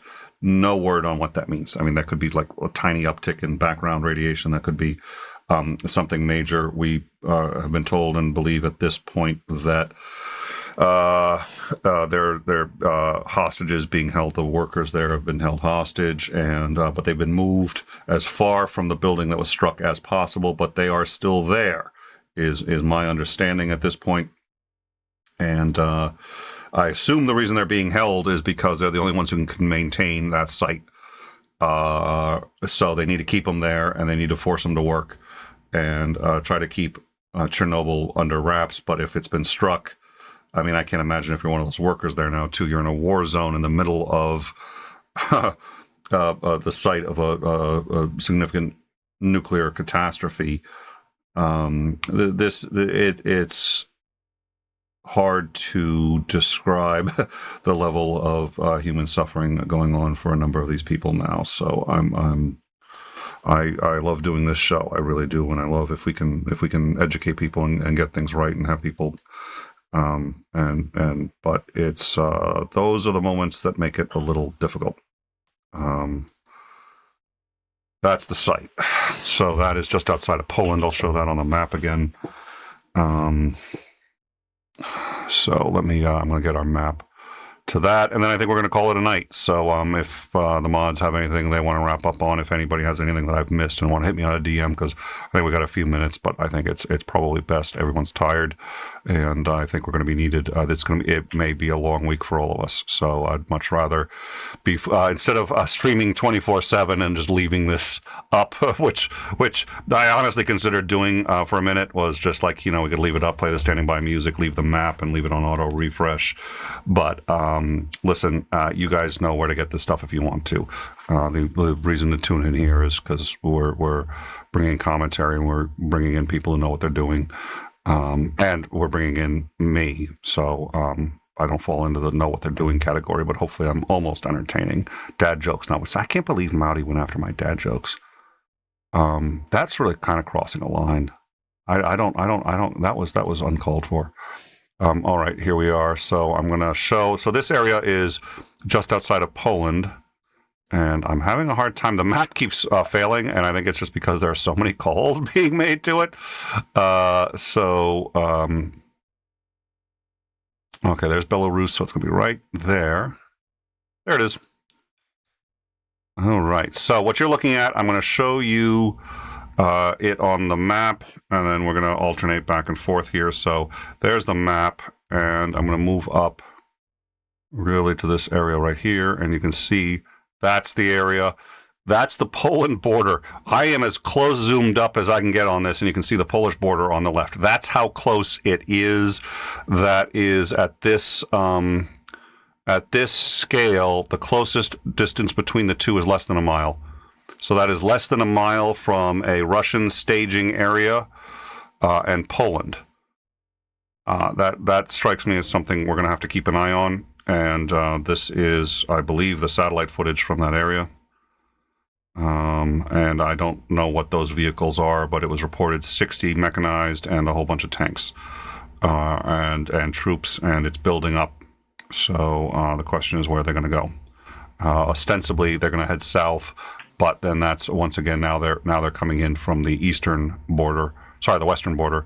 Either way, that's not good. But it's that close to Poland is hey, there's nobody who's looking at that in my view who isn't concerned about that given what's happened so far today. I don't know. So is there any final thoughts? Yeah, being that close to Poland, it's like I wonder if that's just conveniently where they happen to start gathering everything together, where they had enough supplies, or if there's a reason they're that close to Poland. Because the last thing that he's going to want to do is actually screw around with Poland itself. I mean, unless his goal is to literally incite a war in Europe, then you do want to go after Poland. But otherwise, no. I mean, NATO is not going to allow him to invade Poland. Poland isn't going to allow him to invade Poland. So, and he doesn't have nearly the troops in the area to be screwing around with Poland. So, I don't know what that's. Again, trying to think of what a sociopath is actually thinking, but I don't think that the being next to Poland is significant because it's Poland. I think that just happens to be where they're able to gather everything for Belarus in Belarus. All right. Well, and again, I mean, yeah, I don't know. I'm not the expert, and I start to opine like one, and I'm not. So, we do have, and again, so an hour ago, a column is approaching Kiev from the northwest, and that's confirmed as of an hour ago. Kiev is still experiencing intermittent explosions. The what we saw now confirmed 3 injured in that fire, 1 critically. and we have now the Ravine airport has been struck, and Lviv is sounding air raid sirens. It sounds like, hey, gee, we should stay on air, but like I said, this is all. I mean, at this point, it's now that's the. I was going to say it's like a violence porn, and it's no, it's not. I think this is worthy of discussion, and I think we have to see what these things look like. But on the flip side, you can get this stuff yourself. We've dropped a link to the map, and at this point, we're just sort of covering it for covering it, and we can do that until the cows come home. And I don't know that we're going to provide anything new until the central invasion starts. So. We'll be back at least tomorrow, whether or not the invasion has started. We'll cover what we know from this point to then, make any corrections, because I'm sure we'll have gotten something wrong.